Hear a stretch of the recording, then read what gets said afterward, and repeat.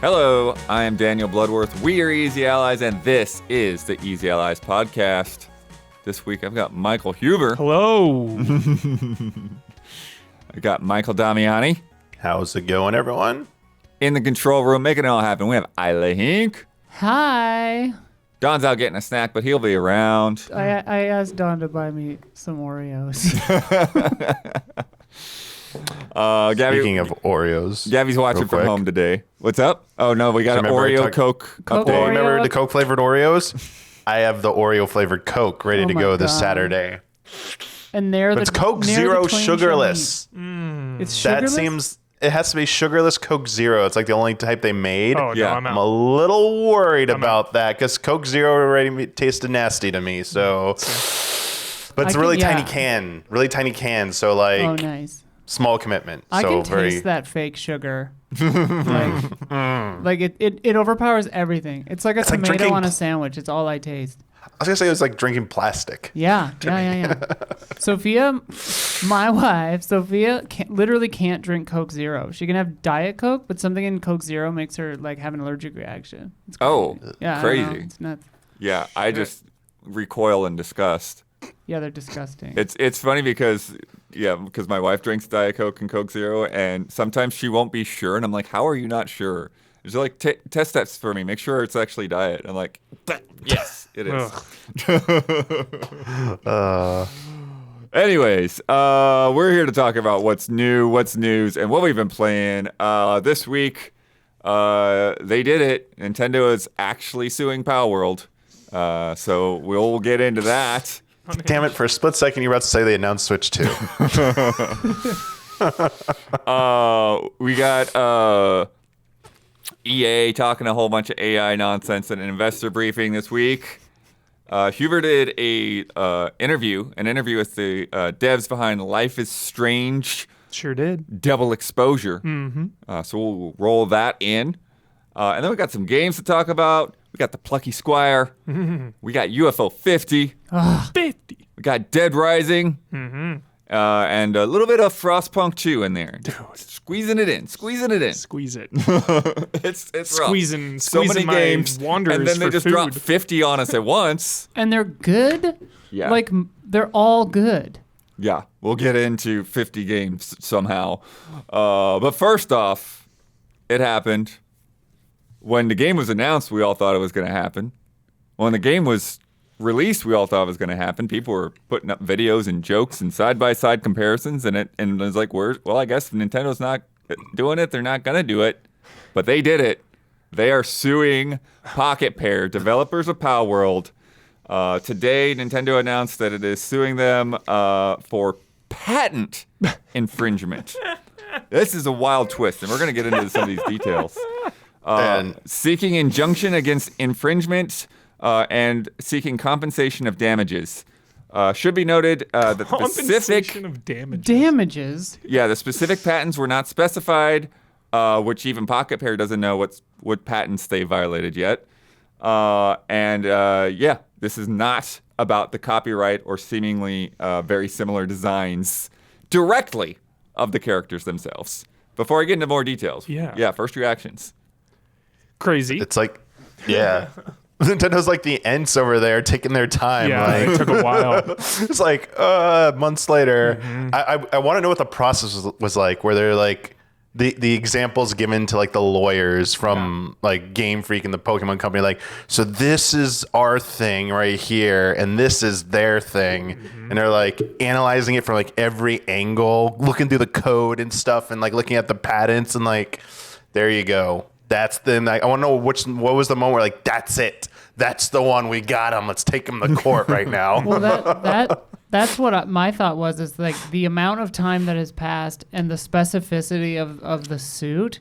Like the fact that they're suing them on specific patents means that they've been wanting to sue them since 6 months before the game came out or whenever it was announced, probably.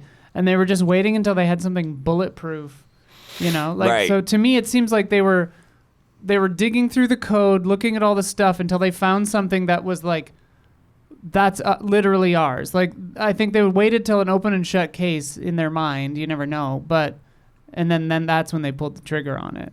Yeah, and to be clear, we are not legal experts. We're not lawyers. I am. I know that like Hogue and Haley over at MinMax are probably going to have takes. I'm very curious what they're going to be saying about it when they have information to say about it. Right now, we don't have that much information. What's that? Are they patent lawyers? I think Haley Sick. does copyright stuff. Copyright, I know Hogue is business law. Not that specific, Similar, but yeah. similar, yeah. Sick. But there's a really great interview over at 404 Media that they did with Serkan Toto, who is CEO of a Japanese consulting firm, Kantan Games.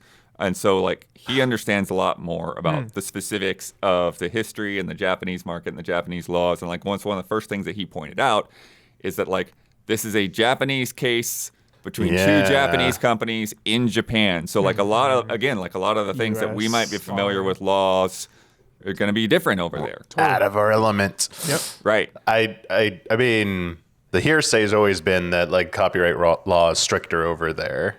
That it's like harder to get away with things. But as you said, this is a patent thing, so it's not like they're exactly suing for that. But I mean, I wonder if that opens like maybe during some point in the case, the doors opened and they start throwing that out there as well. So I have no idea, but yeah, it seems like it'll be interesting because like, will this ruling, if whatever way it's ruled, will that also like trickle down to every other region, or is it just going to only affect Japan? Does it mean like let's say Nintendo and Pokemon Company win? For Pocket Pair, probably will. Yeah. Yeah. Will it just mean they can't operate Palworld in Japan, but like another company could like get the rights to it and run it elsewhere? Like, I have no idea. This seems it's very interesting. I'm very curious to have those experts chime in on this so we can because we're just kind of like wading through the dark here. Like, we have no idea. Yeah. Even if they don't have like a bulletproof case, I understand Nintendo trying to protect their golden goose. How many times do we look at the highest grossing franchise of all time, and it's like Pokemon by miles? Right. So. Yeah. So some of the other things that he pointed out, one is when Nintendo files a suit, they win. Like, holy shit. He didn't have an example of Nintendo Army of losing a lawyers. lawsuit. How are you Tom ever going to Brady. compete with like, The unlimited, the goat of legal. And then unlimited resources? Yeah, as you guys were saying, they have clearly taken the time to map out the case, come up with the potential counter arguments and how they're going to deal with all of that stuff, right? They said a few years ago they sued a mobile game company called Colapple that they said violated 6 patents, including one that just had a confirmation prompt when coming out of sleep mode. Just like you come out of sleep mode and like, there's like when the Switch comes up and you're just like, oh, you want to, start the game or whatever. So they had gotten them on that. What? And then another which shows the player's Lord. shadow when you walk behind an object, like in Mario 3D World and Mario Sunshine and all that. They've got a patent on that in Japan, apparently. On shadows? I'm just like... So this is in Japan, though. Yeah. So, yeah. So eventually, of course the company fought it, but eventually Nintendo got the equivalent of a $20 million settlement, as well as ongoing licensing fees. So they didn't shut the company down. They didn't shut the game down. But now Nintendo gets a percentage. Dude, this makes me just like, if I'm a game company, I'm just like, just don't come out in Japan, I guess. Like, God. But, so here's the thing. So Toto argues that Nintendo likely hates how Palworld basically took the Pokemon designs and they were looking for something. But since they can't really do anything about that, that's why they went this route, getting them on these technicalities. Right. You get them on tax fraud. Yeah, I always do Rico it. case, Get them on bro. Rico. it was Ramirez. Mail fraud. There you go. Wire fraud. They're also saying that it doesn't help just how well Palworld is doing, because it's like it was a cheaper development cycle and they've made just tons of money on it. And now they're like, oh, we're going to put it on PlayStation. It's like, oh, we want to do these licensing deals. And Nintendo's just like, no, you're making money off of our stuff, essentially, is how their lawyers see it. Quote, I'm sure there's like thousands of games that have a confirmation screen when you go from sleep mode to resuming the game, right? But if you basically trigger the wrath of Nintendo, they will come after you. They will come. That's the part that sucks. Like, we're kind of like memeing here, but like that's the part that legitimately sucks, that you can have these types of patents for things like that and they don't seem very unique, and they can just hold that over you at any point. Like, oh, you're not a threat to us, we don't go after you. You're a threat to us, we pull that, card and we play it. And it's like, that just seems scummy, quite honestly. It seems very scummy. Mm-hmm. Yeah.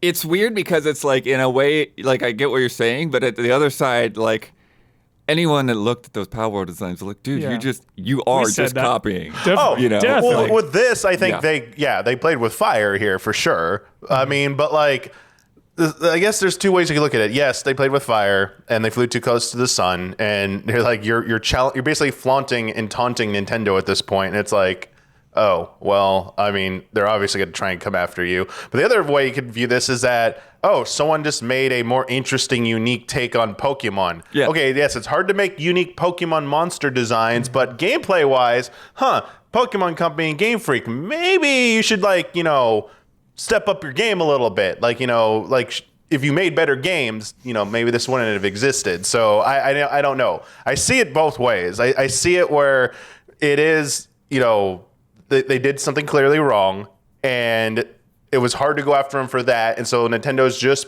using the legal system to find a way to punish them for something different, something petty, but like, they're ultimately trying to get them for the thing they did that was harder to get. But at the same time, like, Nintendo's learning the wrong lesson from this in the end. When they win, they're just gonna be like, oh, we don't have to change. We're gonna still be the same. So like, I wish this could like push them to be like, the good version of this, the world's better, would be like, the Game Freak would be like, we got to get better and make better Pokemon games and like blow them out of the water so no one even cares about Palworld in a year. And it's like, it's probably not happening. It's just insane, because how many games do you see that are similar to one another? Mm-hmm. Like, is Sony out there suing EA for Dante's Inferno? Like, because it's like God of War? Right. Like, but how many, is Nintendo coming after Astrobot next? Like, oh, it's like Mario. Like, oh, you have the flood water cannons. Oh, I can't wait for that. Come on, dude. Every time we boot up a game or see a game, we always are like, oh, it's like that. It's like, oh, it reminds me of that. Like, yeah. But I mean, there have been Pokemon clones for 25-something years. Yeah. There was apparently another one in China that was like, it was obviously just a copy that got shut down recently that they just won a case for. But it's a different thing. It's definitely a different thing. It's gotta be the designs are just too close, man. Pokemon, it's successful. Well, gameplay, but like, I think it's the visuals. Yeah, it is the character design. Because we also have like what came out? Temtem came out, right? And Nintendo didn't go after that because it came and went.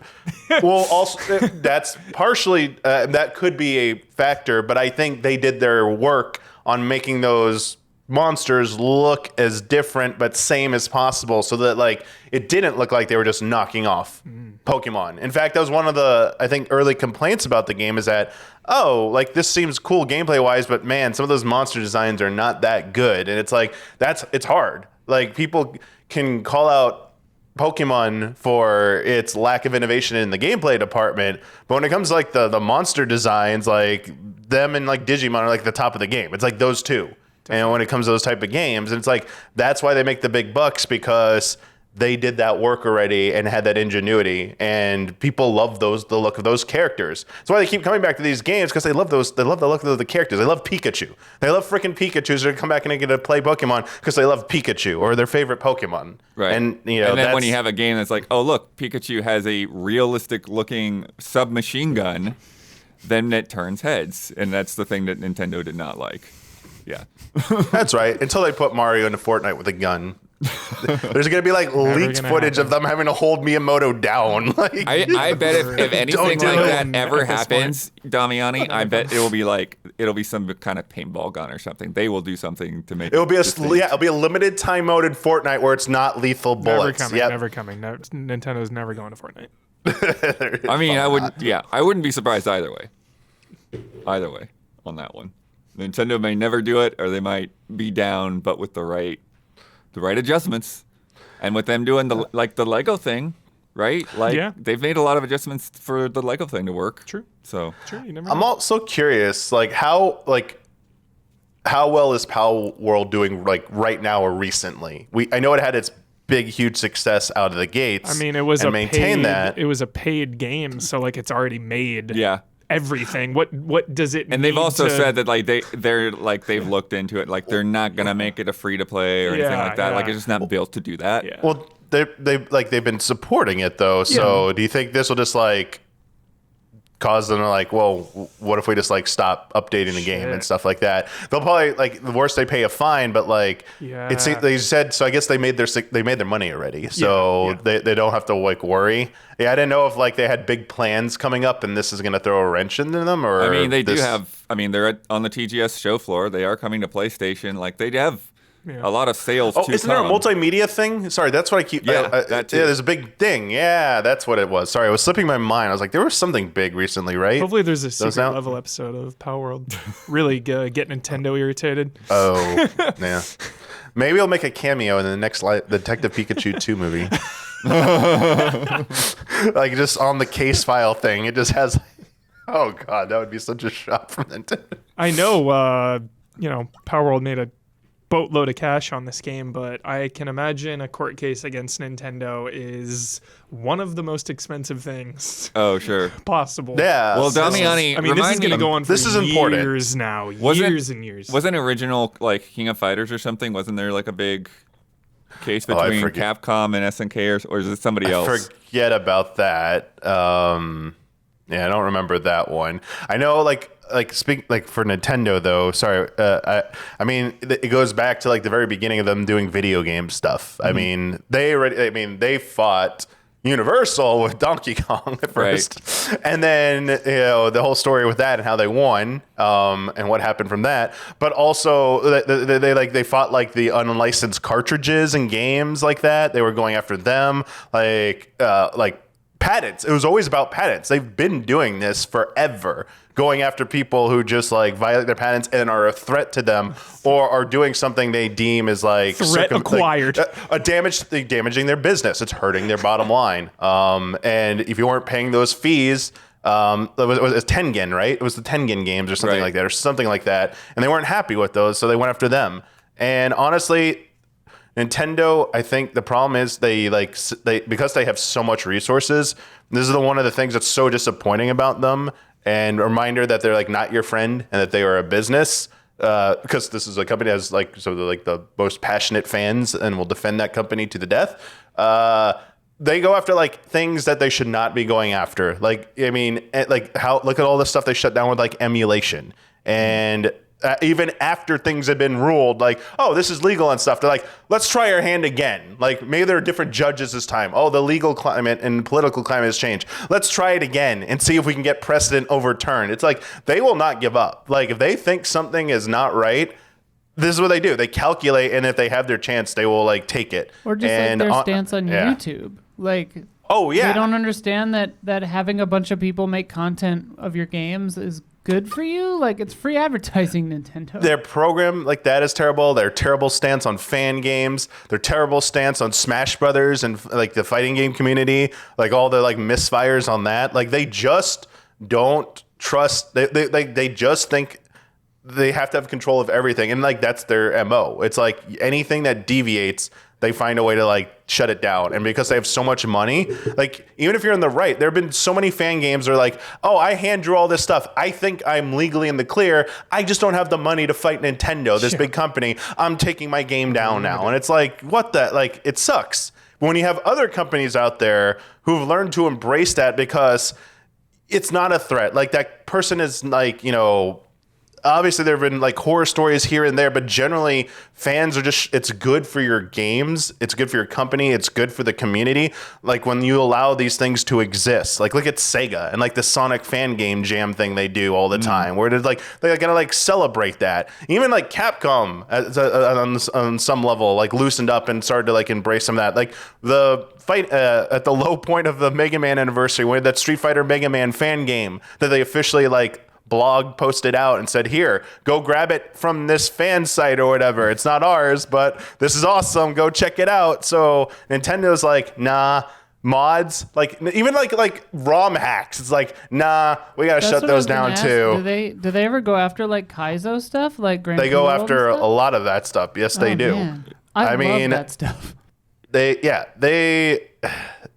have a very bad history with that in terms of like it's just detrimental to fan works and to like preservation. They're very difficult to work with when it comes to game preservation as well. So this is just it feels like they're never in the headlines for legal things that you can feel good about them most of the time. It's always like the only time I feel like good about them, and it's not even great because like I feel like it gets too excessive, is when they go after like someone who was like leaking games or like selling a game. Like what was the one in Australia? There's a lot of crazy piracy stuff, yeah. Yeah, like the money they wanted from that kid or whatever was like life ruining, and it's like, all right, come on, Nintendo, like punish the kid, but like that seems excessive, man. Like, come on. So I mean, but they're trying to send it. Was it? It's about sending a message. There it is. Yep. I wasn't sure what you're talking about with the YouTube stuff because, like, I know they've got a weird partner program that I'm not even sure if that's still going. But otherwise, like, what YouTube? Oh, they're Just like at first they got all weird about people like posting up videos of their games. Oh, just like when YouTube was starting, because there's not like any policies right now. Yeah, not right now. They don't like. They learned, but They're like pretty- they were wrong about it for a long time. They're pretty. They're pretty agreeable on aggressive that about stuff. flagging things too, like flagging things that they monetize compared to other companies. I feel like they're one of the more aggressive. Like for a long time, like you content creators had to figure out creative ways to react to some of their trailers and directs because it would just get flagged immediately if you just watched it, and reacted to it like normally. You on screen talking about what you're seeing. If the game, like the feed was full screen, it would always get flagged by Nintendo, and it was like, oh come on, like what the heck? Yeah, I mean the music stuff's like been there that from for a long time. So the music stuff's still there forever. I mean, but that's what we're talking about. They were one of the worst when that was going on. I meant more like historically. Yeah. Okay. Anyways, it'd be very interesting to see what these actual patents are, especially if it is something as bizarre as coming out of rest mode. Or one thing that people had suggested that I'm not sure if there's a lot of legitimacy to is just like the act of like throwing a Pokeball might be something that they have patented. There's only so many fucking ways to throw a ball, dude. What? Yeah, but I mean, just that concept though, the animation of you're gonna throw a ball at a thing, and that's how you're gonna catch it, right? Like it feels like if you're gonna make a game in any way inspired by So Nintendo, you just look at all their patents and then do nothing like anything they own. So can Toei sue Nintendo for like capsules from like Dragon Ball? Like those that's kind of like it, Yep. and they did it first. Get 'em. They were doing that way before Get 'em. Nintendo. But did they so have a go patent get on them. it? Like those That's are the two thing. giants right there. That would be like a big battle. They didn't patent it. That's probably what it was. Oh, there. Sorry, Rare Rappy said that too. Yeah. Damn it. There we go. In chat. There you go. You caught it. Yeah, and is it a mechanic? That's another question. Anyways, Well, I'm excited for the Bloodworth court case updates as the months go by. Yeah. For sure. yeah, we'll see. But yeah, check out 404 Media for that interview. There's more there to get into. Crazy. Huber, you started getting to the Plucky Squire last night. Yes. You're a few hours into it. I'm a few hours past you. I'm not quite done yet. Because I thought my save file was going to carry over from the preview build, and it did not, so I had to restart. That's always the worst. But it's fine. It's fine. It's a good game. Yeah, really I've good. said no to previews before because I didn't want that to happen. I'm so interested to hear if this game lives up to the hype because we were like so excited about this game every time we saw it.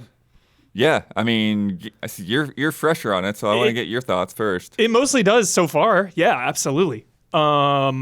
Controls feel really good, like hitting things, jumping, the platforming is really nice. The world map is really cool. I love a good world map, Yeah. Although it's That's good. the world map is kind of a cutscene, like you don't actually traverse it. Yeah. Yeah. Oh. Yeah. Okay. Yeah, but I got to the big main town, which was pretty cool. I wish there was more. The city, Artia. Yeah. Yeah, I wish there was more to do there, except it just being kind of a quest or whatever. But that's fine. Yeah. Like I don't, you know me, I'm obsessed with like economies and shops and towns. And the shop is just like a little wooden box that you find every once in a while and it'll sell you things. Yeah. Which is fine. But I was surprised like when I saw you because you had like interiors and stuff. you had like fully upgraded the abilities that you had rather than getting the new abilities. I'm like, oh, I want to get for the abilities, all the abilities first. I'm a sucker for the artwork, the concept art. I always get that stuff I always first. get that, but that's like First. usually like 10 coins, Yeah. whereas like the upgrades, Didn't like have enough. Didn't they're have like enough. 120 coins for the upgrade. Oh, We're give me like, base damage before any and all upgrades in every game ever made. That's all you need. Attack and defense fundamentals. You need nothing else. But the little mini games are really, really good. I want to see how those evolve. And I actually really, really like the word mechanic. Yeah. You know, we saw this in the trailer, obviously, and all the previews is like you'll come up to an obstacle and it'll say a sentence below the obstacle, and then you'll have to go find other sentences kind of scattered around that area, or other areas actually. yeah, sometimes you can turn the page to go to another page and find a sentence there. And you start swapping the words to change the environment, and I think that is just so fun. Especially, you know, in 2024, man. Like, the theme of this game so far for me is that your words matter. What you say matters. Think about it. Words, important. So, yeah, good game so far. I'm liking it.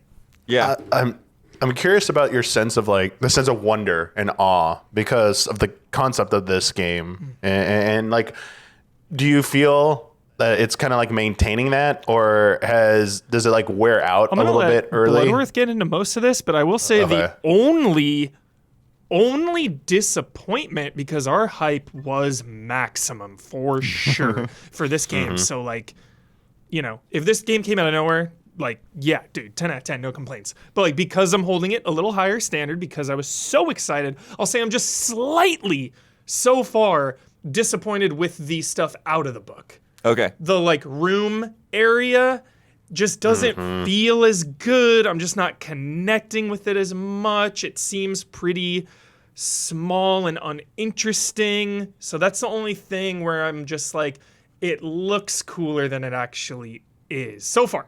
Yeah. So yeah, and we hadn't actually explained it. If you're somehow coming into this game completely fresh, the idea is that you are a character in a storybook. And the wizard in the storybook finds a copy of that book. Really intense. Yeah. And he's like, I don't want to lose all the time. And he finds he finds this magic that can push you out of the book. Which is so awesome because as a kid, I would always root for the villains in the cartoons. I'm like, freaking Batman wins every single time, dude. Give these people a chance out here. Like, yeah. So you have and once you've been pushed out of the book, then you can also kind of like jump in and out of certain portals, not only in the book, but in like little post-it notes and drawings that are around this kid's room and all of that kind of thing. And so what Huber's saying is like everything outside of the book is on this kid's desk. And Sam. And so when you pop out at a lot of the times, there won't actually be a whole lot there. There'll just be like a little bit of space around the book. To just kind of be there, and then essentially like when you get into certain parts in the story, then when you go out, like there will essentially be a new level. Yeah, that's built. It changes there, the layout right? a little bit. So there's one point pretty early on where like it's kind of more of like a castle themed level or whatever. I did that one. Yeah, and so you climb the turret and you go down a zip line and then you get to the top of this mountain. And fight a magic card and a character in a magic card in a turn-based battle. Yeah. Later on, there is a part where you get like a little jetpack, and you're going into like coffee cups and things like that, looking for parts to the jetpack's dad, because the jetpack is an actual character. Nice. This is an ability you get later where you can like actually tilt the pages of the book to like move certain objects. I love that. That's a great mechanic. Yeah, and it's a little tricky to like get used to that. Yeah, the tilting is a little bit weird. Yeah, I think the puzzles so far are incredibly balanced, where you kind of know what you have to do, and you kind of just not brute force it, but you're like, I know what to do. Let me like kind of do this. And then you'll run into maybe like a little obstacle. You'll be like, oh, I thought I knew how to do this. Let me rework this a little bit. Yeah. It just feels really well balanced where it's like, these are tricky, but never frustrating. They never take too long. Yeah, I think the puzzles are top tier so far. Yeah, and there's one that you had gotten to last night with the whole day-night thing. Yeah. Where you basically, Damiani, you could change the word in the sentence from day to night and vice versa. And that would not only change like the time of day, but it would also change like what certain creatures were doing. And when even though I had played it in the preview, I had forgotten by the time I played it this time. And it was like, I'm stumped right now. Like, what am I not getting? Yeah. And then I saw you do it, and you got it like right away. Yeah. So that was fun. Took it out. And yeah, there's the graphics, like when you're in the 3D world, They look so cool. It's so well shaded. I'm obsessed with being small in giant environments, like Great Mass Detective style. And having like vibe. the shadows like go over top of the book and stuff too. Like it's sometimes it's day or night. Yeah. Like so It's cool. such the vibes are just aesthetic. incredible. Like such good vibes from this game. It's just so pleasant.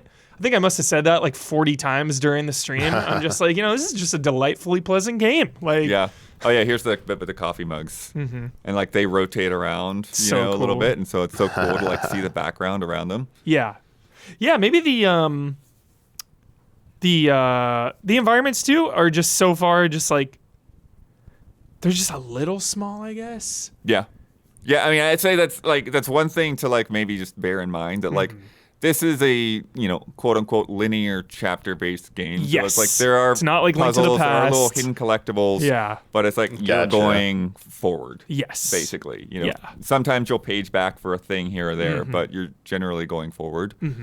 And really great collectibles, Butterworth. Like I said, those concept art ones. Yeah. You'll unlock concept art, and then there'll be a little text from the devs explaining it. It'll be like, hey, here was the original, one of the earlier concepts for what the character the looked Plucky like. Squire. Yeah. Notice how it doesn't have the quill in their head, and we added that later. It's like, oh, it's super interesting. I love that stuff. Yeah, they showed they show another one in there where it's like here it was a guy that looked completely different, and then they're like, here's a test of like putting him into the game world, and like, yeah, he's just like too complex to read well and all of that, and so they went back to their original concept essentially. Yeah. And then same thing with some of the other characters, like they've just got concepts in there that look entirely different than the final versions. Yeah. And that's one thing too that's nice, Huber, is as I'm getting a little bit further in, I've still probably got like 2 or 3 hours left to go. But I'm starting to see those characters start to come into their own a little bit, where like, oh, I'm not just going to be your sidekick anymore, kind of Nice. thing. And Good. so like they have some of their own mini games and stuff like that. Yeah, the story is fine so far. Yeah, it's a kid's story essentially. Yeah, just got to see how it all plays out. Yeah, because I'm not like super invested in anyone just yet. What's the wizard's name? It's a really good name. Moonbeard. Moonbeard is Yeah. a 10 out of 10 name. He's got like sunglasses on and he just wants to vibe out with music. Yeah. Very cool character. And yeah, that's kind of a fun thing too, that they play with this whole idea of the meta narrative and being outside of the book and everything. It's like, so there's certain characters that is were already funny, aware yeah. of this. It is very funny, actually. Yeah. This friggin' fish. Grabbing the This friggin' fish. But Huber, when I did it, when I did on the new save, I got it the first time and I got a trophy for it. Gold trophy too, man. That's Oh, a is real it gold deal. on- Yeah. I was on Steam, so Yeah. If you grab that fish on the first try, everybody, gold trophy, no pressure. Because I don't know how you reload. You'd have to like start the game over. you would have to start the game over, I think. Or unless maybe if you go back to, there's a chapter select on the main menu. Got it. So maybe you go back to a chapter Chapter speeding, select, because yeah. I did see there was like some of those collectibles. Like there's one I saw you get that I hadn't gotten. Stream sniping me over here, dude. And then, Jeez. and then there was like another one earlier on where it's like I saw the collectible, but then like I went into like the thing that moved the story forward, and so I wasn't able to go back out and grab it. Got it. So Yeah, I'm really enjoying it. I will be continuing my playthrough on stream. It'll be a full playthrough. So sick. Look Yeah, forward because they say it's to only that. supposed to be like 9 or 10 hours long. Yeah. So, and it is, I think once you get the basic idea of it, like you get where it's going to go. It's like you're going to get new power ups and go to new places and all of that. Yeah. But it's just, it's a great, very creative, cool game, and Great way to put fun it. little nods in there. Absolutely. Little. It was funny because it's like I was thinking, it's like, this seems like more than a shooter, but I'm like, I'm not sure which shooter. And then the concept art basically said like, oh yeah, this is a Resogun reference. That's Like, funny. Love Resogun. 10 out of 10. Resotub.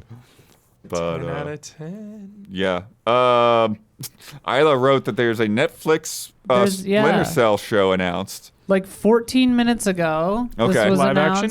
announced. Animated. Okay. Animated Netflix Splinter Cell show, and Liev Schreiber is playing Sick. Sam. Dude, I love him, man. Ray Yeah. Donovan forever. My man. I love him. Yeah, it sick. seems pretty wild.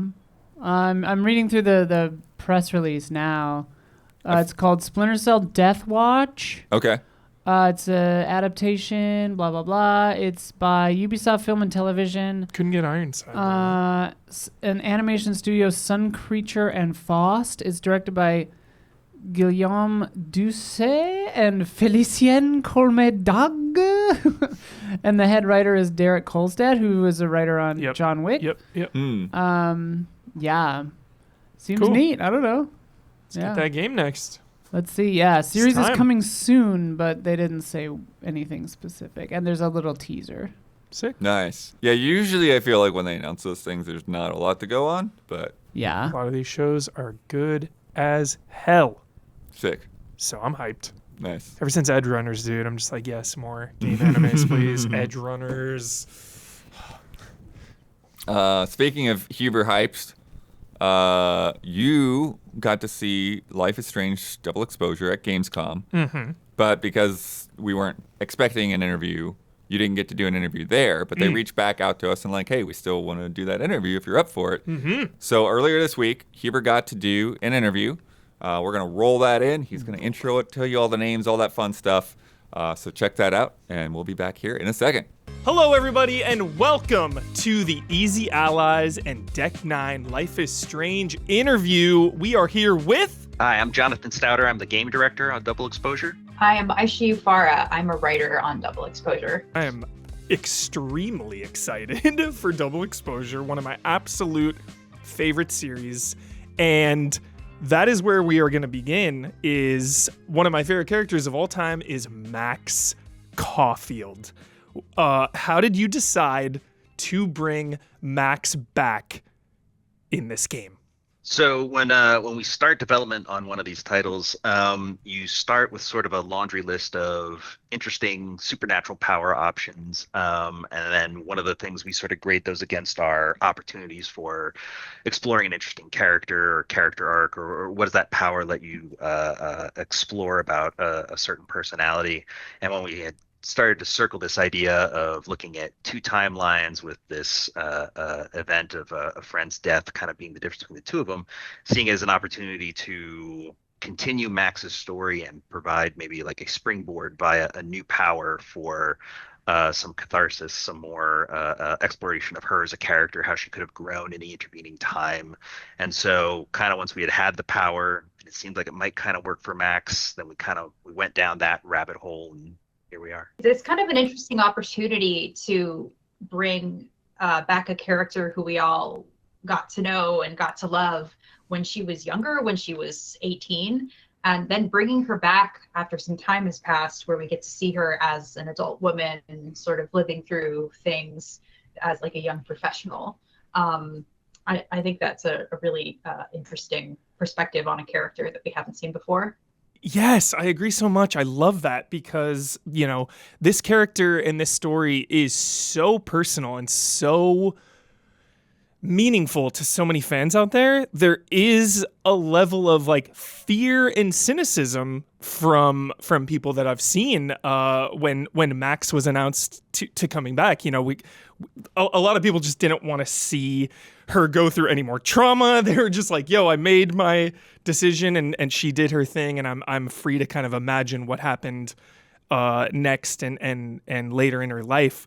Did you ever think about, letting her kind of just sail off into the sunset, or was it really just like you were saying, creating the power and then she kind of fit into that narrative storytelling? Yeah, so I think starting, with the power and the opportunities for storytelling it provides. I think another thing is looking at the end of that first game and it being the springboard for there's a whole life lived after the end of that major choice. And I mean, how interesting, to go and explore what that life would be and could be. So I think there's just so much rich narrative potential springboarding from the end of that first game that it just made sense to see where Max has gone and where she's wound up. Was it a similar process with True Colors with Alex? The empathy power was kind of the origin, the first process of making that game and that narrative? Yeah, similarly, but I'll couch this in neither Aisha or I worked directly on True Colors. We came in the after that game had mostly wrapped, but similarly, the empathy power leading to different opportunities to explore that character's backstory and how that would help develop relationships like with Steph and Ryan and things like that. The power is always sort of core to how you're going to go navigate one of these stories. Very cool. How do you make sure newcomers and existing fans are both emotionally invested, considering there are so many choices in the previous games? And I know you've briefly talked about how there's no official canon ending for the first one, and those choices are going to come naturally. So how do you just make sure everyone is on the same page and as invested? So we've definitely designed the game to be approachable by both people who have played the first game and by newcomers. So definitely, if you are a long-standing fan, there will be a lot of stuff for you to remember and appreciate going into this game. Like, there's definitely made with care for people who already know Max and already love her, but we're also have worked pretty hard to make it so that if you're just diving in right here, you're not going to be lost. And we have made a situation where dealing with the endings of the first game will be brought up naturally by the characters, and you can tailor the sort of relationships and the ending state to what your playthrough and your Max was like. I love that concept. Like, it's giving me chills just like thinking about handling that naturally, because you just get so immersed and so lost in these games. I love that because I know with I think it was True Colors, it kind of asks you when you start what choice you made. So I just love the idea of being able to pick those naturally during conversation. Yeah, it was really important to for you, if you're sitting down playing this for the first time, as much as you absolutely should go and play all the other Life is Strange games. They're fantastic. Yes. Please go buy them. Please go play them. But also, if you're sitting down and Double Exposure is your first game, we're not immediately hitting you with hold up, go play this, 10, 20 hours worth of content before being able to enjoy this. Yeah. Excellent. Life is Strange is almost 10 years old, and Before the Storm is about 7 years old. How has technology and your experience changed the way you made this game? Yeah, so I mean, there's a huge engine upgrade because we're going from, Before the Storm was Unity. The first Life is Strange was Unreal 3. We're in Unreal 5. So huge differences in terms of the visual fidelity, our ability to say we can run two instances of the level at the same time as how we get our two timelines running simultaneously. So at all times, the two sets of NPCs are running around constantly. Use your powers to check in on them. It's all happening real time there, right there in engine. And I think just having made a bunch of narrative driven adventure games, I think just always being in the position of trying to make sure that the players always feeling like the button presses that we're putting in front of them, what they're doing on the sticks, all of those interactions are always meaningfully, if not meaningfully moving the story forward, then at least like giving you more about the world. You're hearing a joke, you're learning more about an NPC you might care about, and that sort of thing, so that every button press merits its inclusion in the game. Also, just having that added fidelity is so great for the actors, because so much of these stories are character based and about the interactions between people. So just having that fidelity where we can get like expressions on people's faces and people reacting naturally, that's been so important for trying to get across. Just there are moments that don't even have a line that do a bunch of storytelling, and having the new fidelity, the fidelity has been really, really important for that.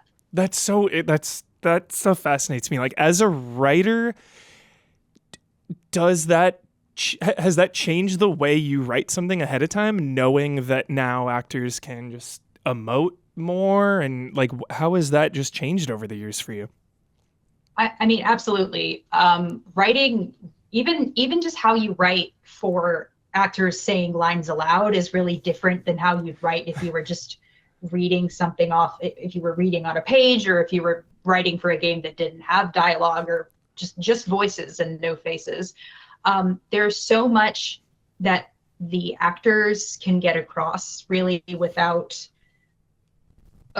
so basically, like the ability to say so much more with just like less is really incredible, and especially like having Hannah Tell back playing Max has just like been such an important part of this process, because like that's Max instantly in my head, right?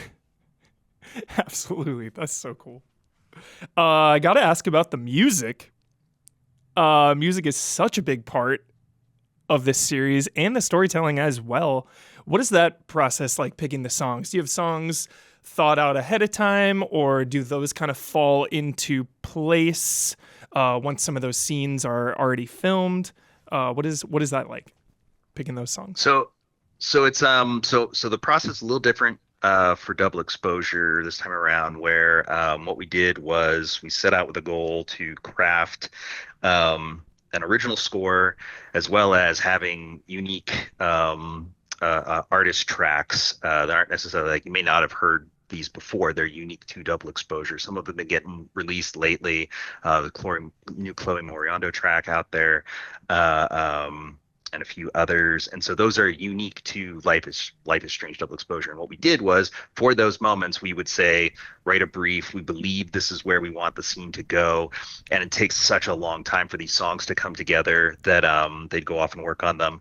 And they come back, and either they're perfect for the scene or they're perfect for some other moment in the scene. But they're always coming back something that is definitely like right for this game. And that allowed us, hopefully, to use the music to tell a story across all the chapters of the game, so that you feel and hear sort of a musical evolution. You'll have those distinct moments where hopefully that song hits you in the feels and it feels great to watch and play and all that sort of stuff. But then hopefully, the entire album, the whole soundtrack at the end feels like, it tells the complete story of the game on its own.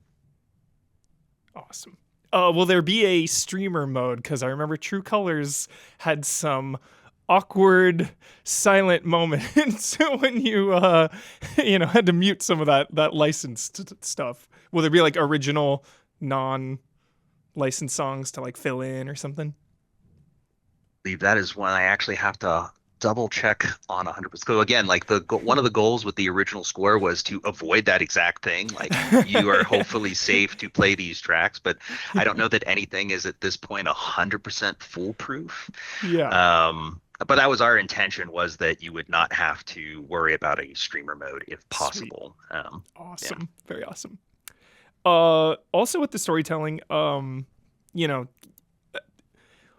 feel like branching narratives have just come so far in the last decade. Can you talk a little bit about just kind of the choices in the game, how many different kind of paths there are? We don't need like an exact number, but just like, how is that evolved from, simple Paragon Renegade, I always like to call him.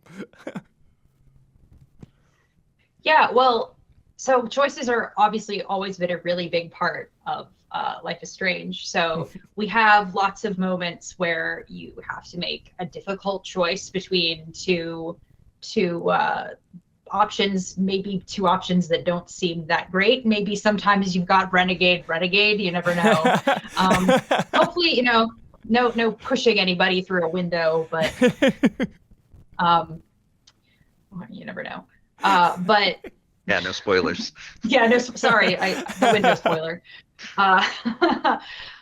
But having like a realistic choice, like moments where actually, like in your real life, you would come face to face with like, what is the right move here? We don't want to present you with situations where you're like, oh, well, obviously this is the right thing to do, this is the wrong thing to do. We're trying to come up with like nuanced moments, and there's going to be definitely, your choices will have consequences. So lots of moments where the story can branch from different choices.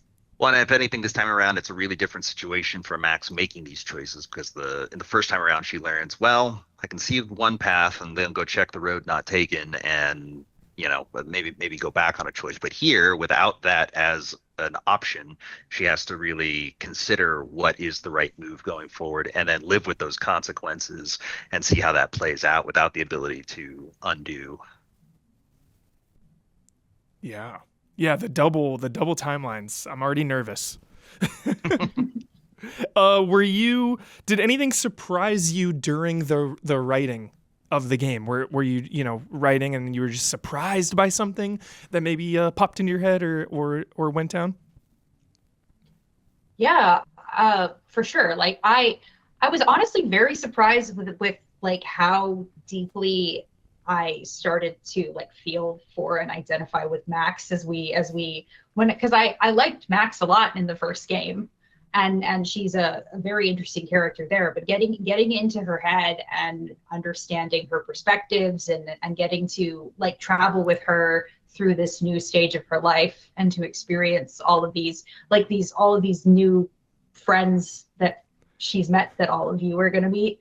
That has been really exciting to get to know these people and to build up relationships and see that these people have relationships outside of Max too, because it's on a college campus, so it's a pretty close-knit community.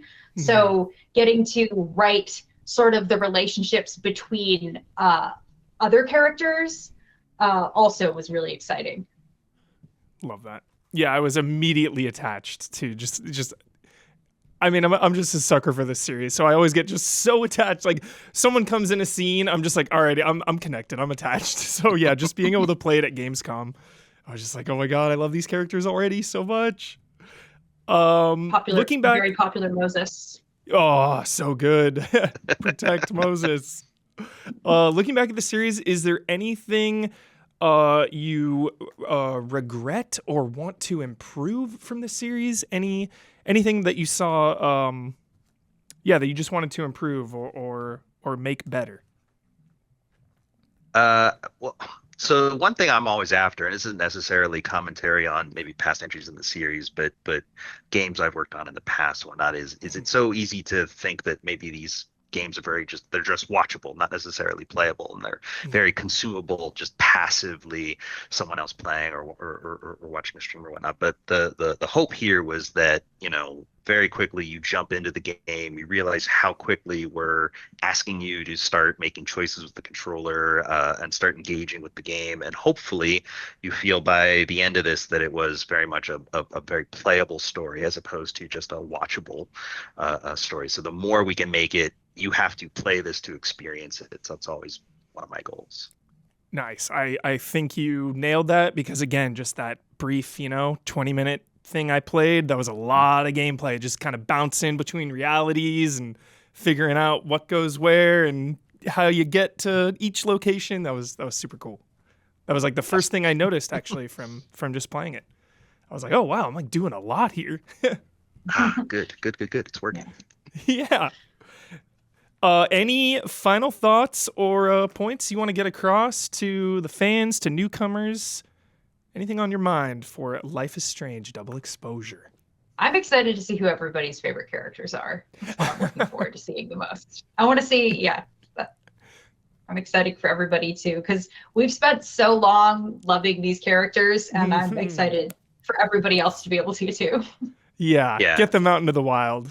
Yeah, and I think just for everyone to who has a chance to sit down and play, understand like the reverence we have for the first game, the opportunities for different sorts of storytelling that this franchise provides, really unique proposition to get to do this for a living, and we're very thankful for it, and hopefully folks enjoy what we've done with Max. Thank you guys so much for joining us. We are Easy Allies. That was Deck 9 talking about Life is Strange Double Exposure, coming out this October. Stay tuned for more coverage, because we will definitely be playing it and streaming it and talking about it, because we love Life is Strange. Thanks again.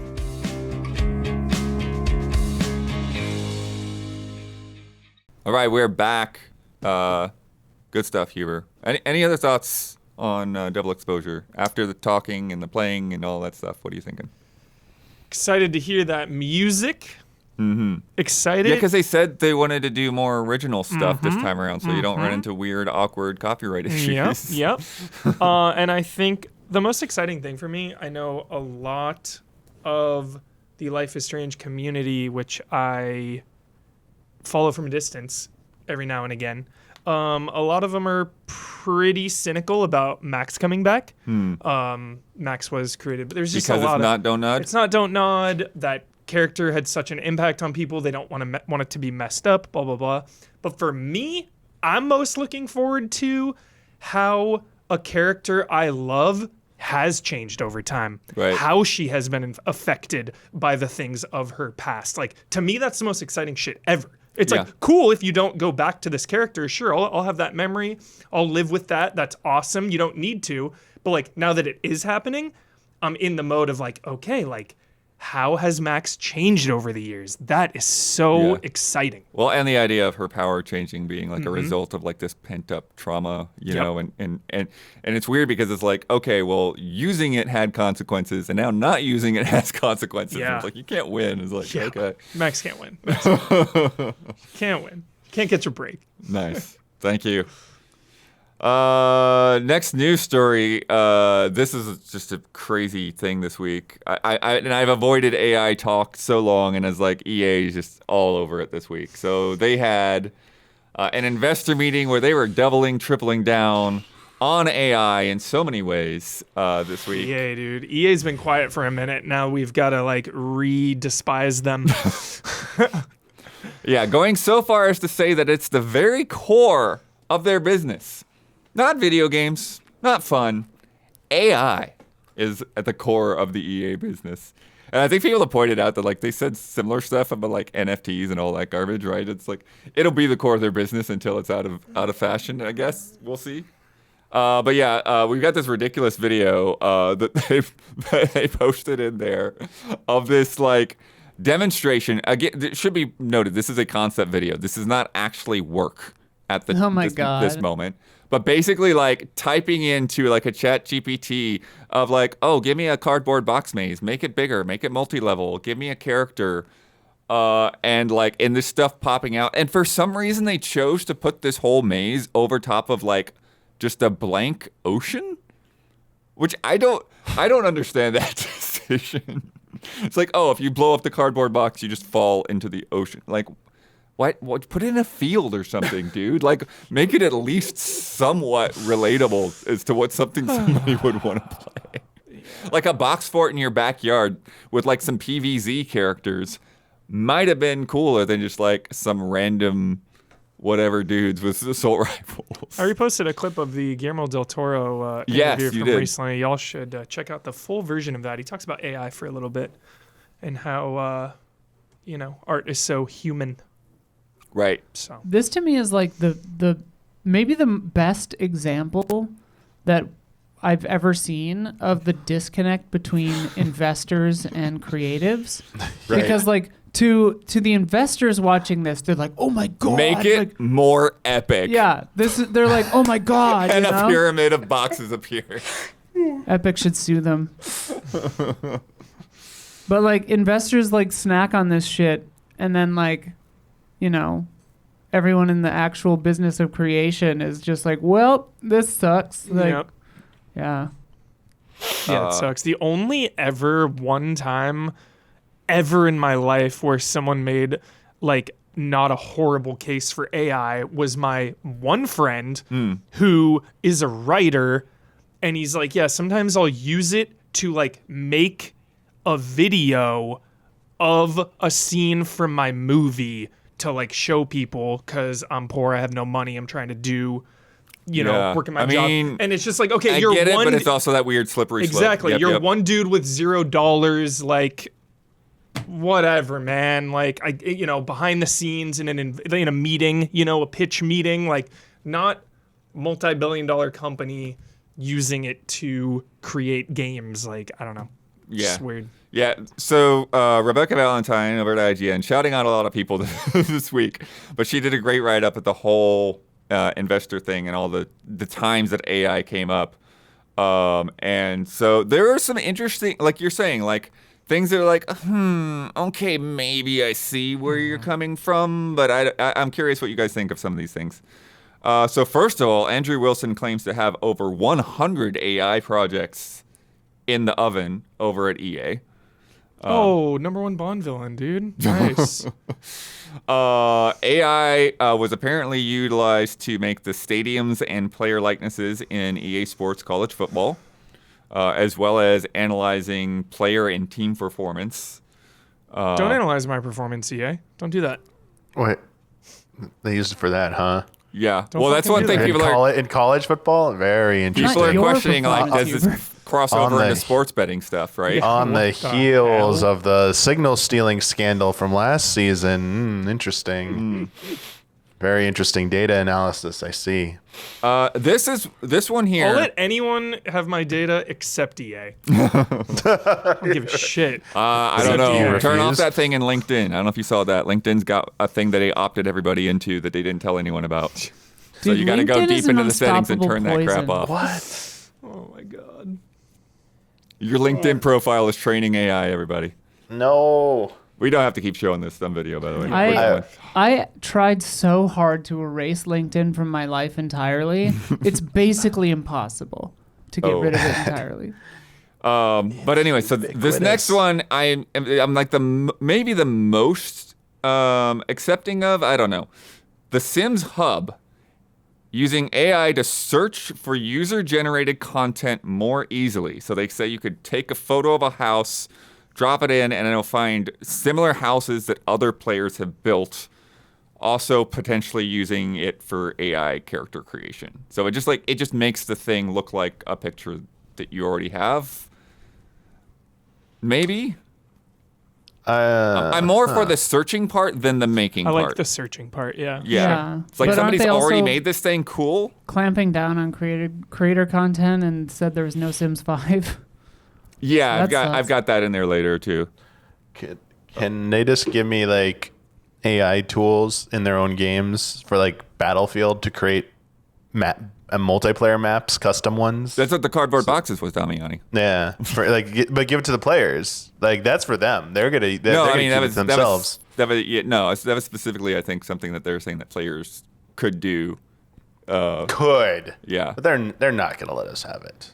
They're not. I mean, are they They're actually keep- going to they're be gonna- able to make it work? Is it the next one of the questions too? Also, It'd be amazing. Make infinite like multiplayer maps that we could share. Yeah. In a mode. Sure. I mean, that's something I'd be interested in. similarly, they talked about internal tools that could be used to search their EA asset database. All the things that EA has made over the years. That reminds me of the show, dude. The class of '09. It was so okay. It was an okay show, but the main premise was cool because this FBI agent invents this tech where it's like, do you know how long it takes for the FBI to solve a case because they have to sort through decades and decades of data, like Got it. that would take a billion years. So they're just like, oh, have the AI do it, and then now we can find a suspect like quickly, but then of course, it being a dystopian sci-fi show, shit goes horribly wrong. Of course. How is that AI but trained? Like the premise for it to sort through data instantly is cool, I guess. I mean, Not for like Are these- criminal element, but like just in general. are any of these companies going to use AI to make their enemy AI better in games? Right. That's what I want them to use it for. Yeah, Skynet. Like when am I like? Can Konami like make a brand new Metal Gear where it's like the most unbelievable Yeah. like reactions in stealth games? That's what Like it should be. yeah, I want to see my mind blown by like how they keep tracking me and stuff. It's like, oh my god, this is a menace. Soldier won't leave me alone. But I mean, it kind of gets to, before I even get to the other examples, I mean, that gets to one of my points, is because AI is the buzzword, a lot of these things that would have already existed start to get bundled in with AI. Oh, we got this AI, this AI, this AI. Like procedurally generated maps, for one. It's Right. like that has been around for 25, 30 at least years, you know? And like that's how games like Hades work, you know, in a way. But now you put a little chat GPT interface on it and suddenly it's AI, you know.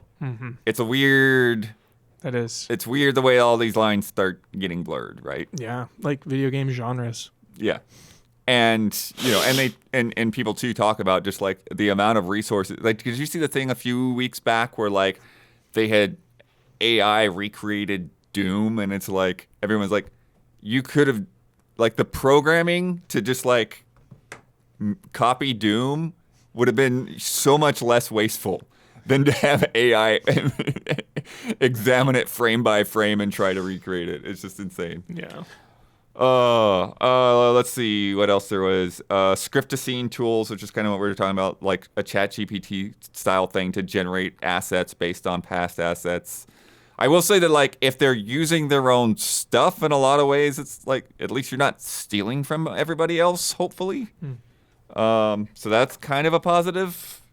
And then this is what the creepier side. An AI version of soccer star Jude Bellingham is apparently available to answer questions posed by investors using AI to simulate his likeness, his voice, and his likely responses. No. So just a completely fake version of this person, having him say what you think he would say. Someday, you know what? Like, people should be able to, I'm just going to say it, you should be able to use generative AI to make yourself be at work and do the work for you and get paid for it so you can stay home and do nothing all day. What are they gonna have something like that? Yeah, when I get like, if they use likenesses for something like this, can someone just program a likeness of themselves and put it at their workstation, like into their workstation terminal, and be like, they're doing the work for me, like it's me, it's my likeness, like what's the difference? But companies will never allow that. They'll be like, no, get your ass in the office now. 5 days, 6 days a week. You thought 5 days was bad? It's 6 days now. Chat says this is a suspicious argument coming from Robamian. You caught me, chat. Oh, is it really me? We don't know. The last creepy example, Project Air, which would allow you to essentially create a person for you to talk to. And then you could share those conversations with your friends. So you can create a friend, talk with them, and then take that conversation and share it with your real people friends. Or maybe your other AI friends. I don't know. Yeah. I love how quickly stuff that was a concept of a dystopian sci-fi movie, like 4 years ago, 10 years ago, is just happening, you know? Right. Pretty wild. Yeah, I saw this lady on the news. She made a program where it's like an AI matchmaker, using AI to matchmake, so it goes through like your entire life and like sorts it out. Oh, and, like a dating profile. Yeah, oh it's my insane. Gosh. It's like a AI person you can talk to. It's nuts. Yeah. It's like you're saying. Don't it's create like the torment nexus. Yeah, exactly. Anyways, so yeah, I don't know, man. Yeah, I just it's about trust. I don't trust EA. I just don't trust them. Well, you don't trust any of it. You know what I mean? LinkedIn stealing the stuff. Exactly. Meta stealing everything. So Like- It's interesting like most how- tools, it's about who and how it's used. It's interesting how it doesn't seem to be the good guys that are developing this stuff, right? it's the Elon Musks and the LinkedIns of the world. Yeah, like, I don't know how accurate it was, but I saw somebody saying something that like, just like doing like a Chat GPT email, like just to have it compose an email for you is like takes a bottle of water to cool the CPU or whatever that did that. Right. You don't think about that, yeah. It's like, good grief. Sophia told me she saw a bumper sticker on a Tesla that said, I bought this before we knew. And I was like, that's pretty good. I saw a bumper sticker on the way to work today that said "fuck your feelings," and I was like, "Whoa, Whoa. aggressive." I was like, "Just let me feel, man." Yeah. So anyways, shout out again to Rebecca for sitting through all that at IGN. Go see more of her report and thoughts there. We've got more to come, but if you've been enjoying this show so far, please take a second to like and subscribe. Ring that bell on YouTube. Tell all your friends. Spread the word. Tell them. Helps Tell your us. AI friends. Yeah. I mean, I'm banning those chatbots on every video. They show up every time. There's at least 2 of them. Have an Right when the AI video gets posted. tell all their AI friends. But yeah, tell your real friends. Have them tell their friends. Also, if you want to sponsor this podcast, you want to put your name right here, be in this space, have Isla read the stuff you want her to read.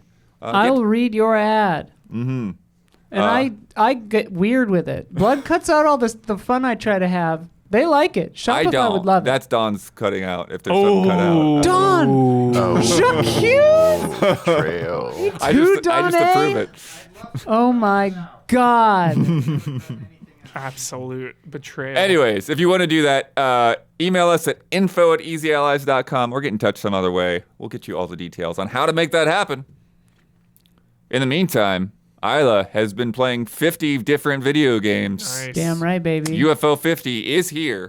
Am I coming in there? From Derek, you, and friends. You can do that if you want. Hell yeah, baby. Let's go. Swap it with Don. All right. Isla on the desk now. UFO 50. Hello. 50 video games being put out 50 by games. Mossmouth, Yes. Spelunky 2, but also a bunch of friends because you can't make 50 games on your own. 5 others. I was looking. 5 others. I was Okay, looking cool. at the website. It's 6 people, apparently. Still a lot. Still way fewer than people. A lot of games, few people, right? Yeah. And yeah, so it's interesting. I've been trying to think about how I want to talk about UFO 50 because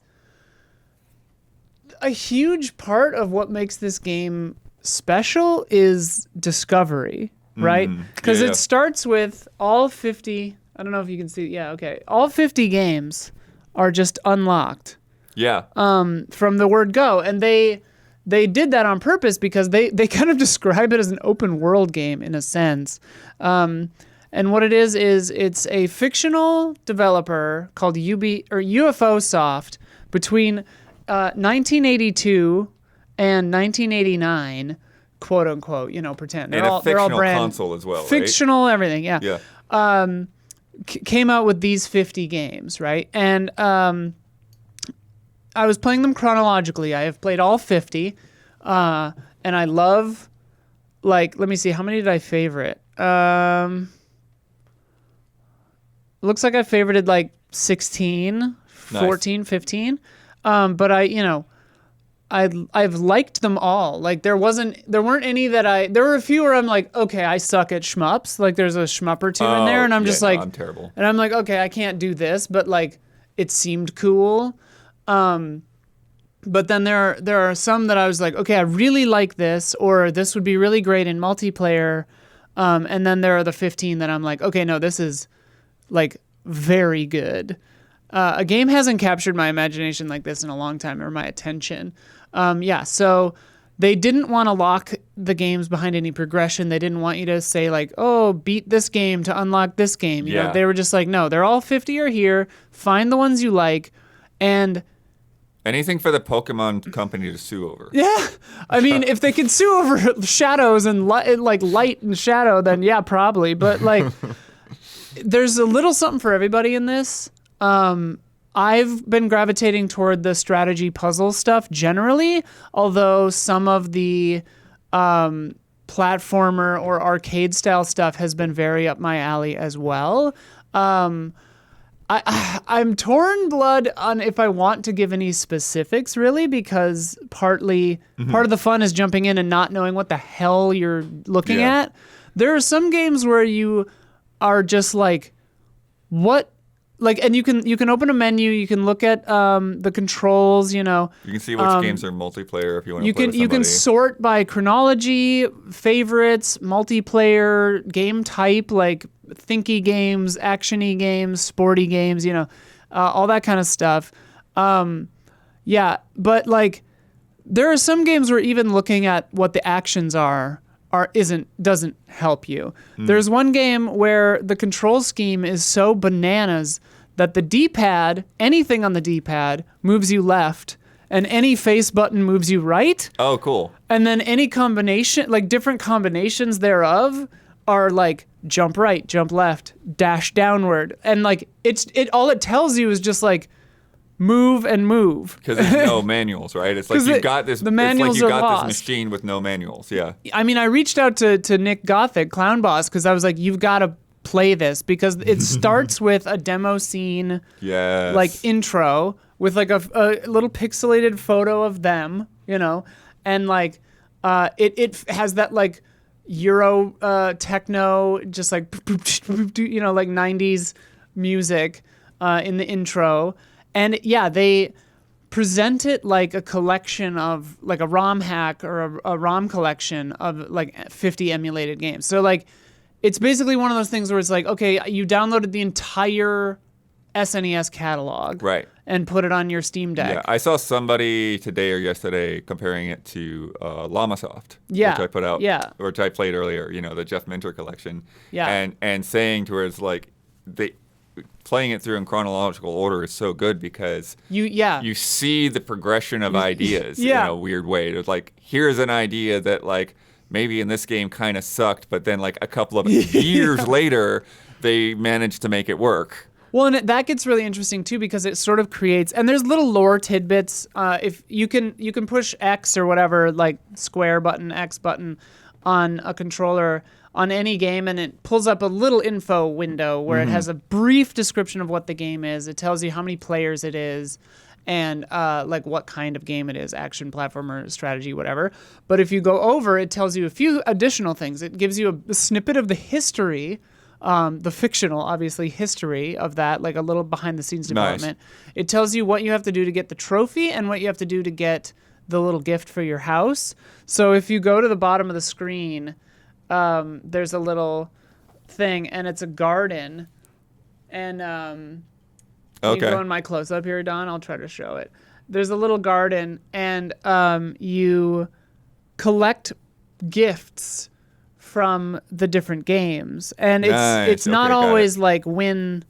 I gotten 4 of them without even seeing the screen before, but now you go in there and you're like, oh, okay, get 100 points or escape the killer or whatever to get the gift for your house. Thanks, Don.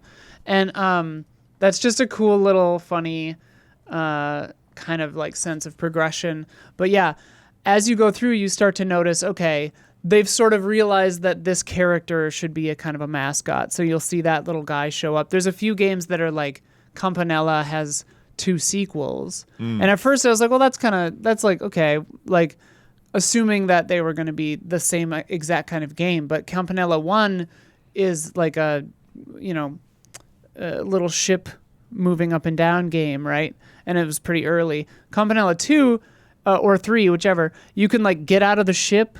You have to fly around, but you get out of the ship and then you go in rooms, and then that's like a side-scrolling action game when you're in the rooms, Yeah, so it's like way bigger. Style. Exactly, yeah, Blaster Master. And like, it gets really interesting too because it even gets down to shared assets because like an enemy in this game will show up again later, and you'll be like, oh, okay, that's like a higher pixel count version of that guy from Bug Hunter, or there's a really amazing game where you can shrink and grow big called Min and Max.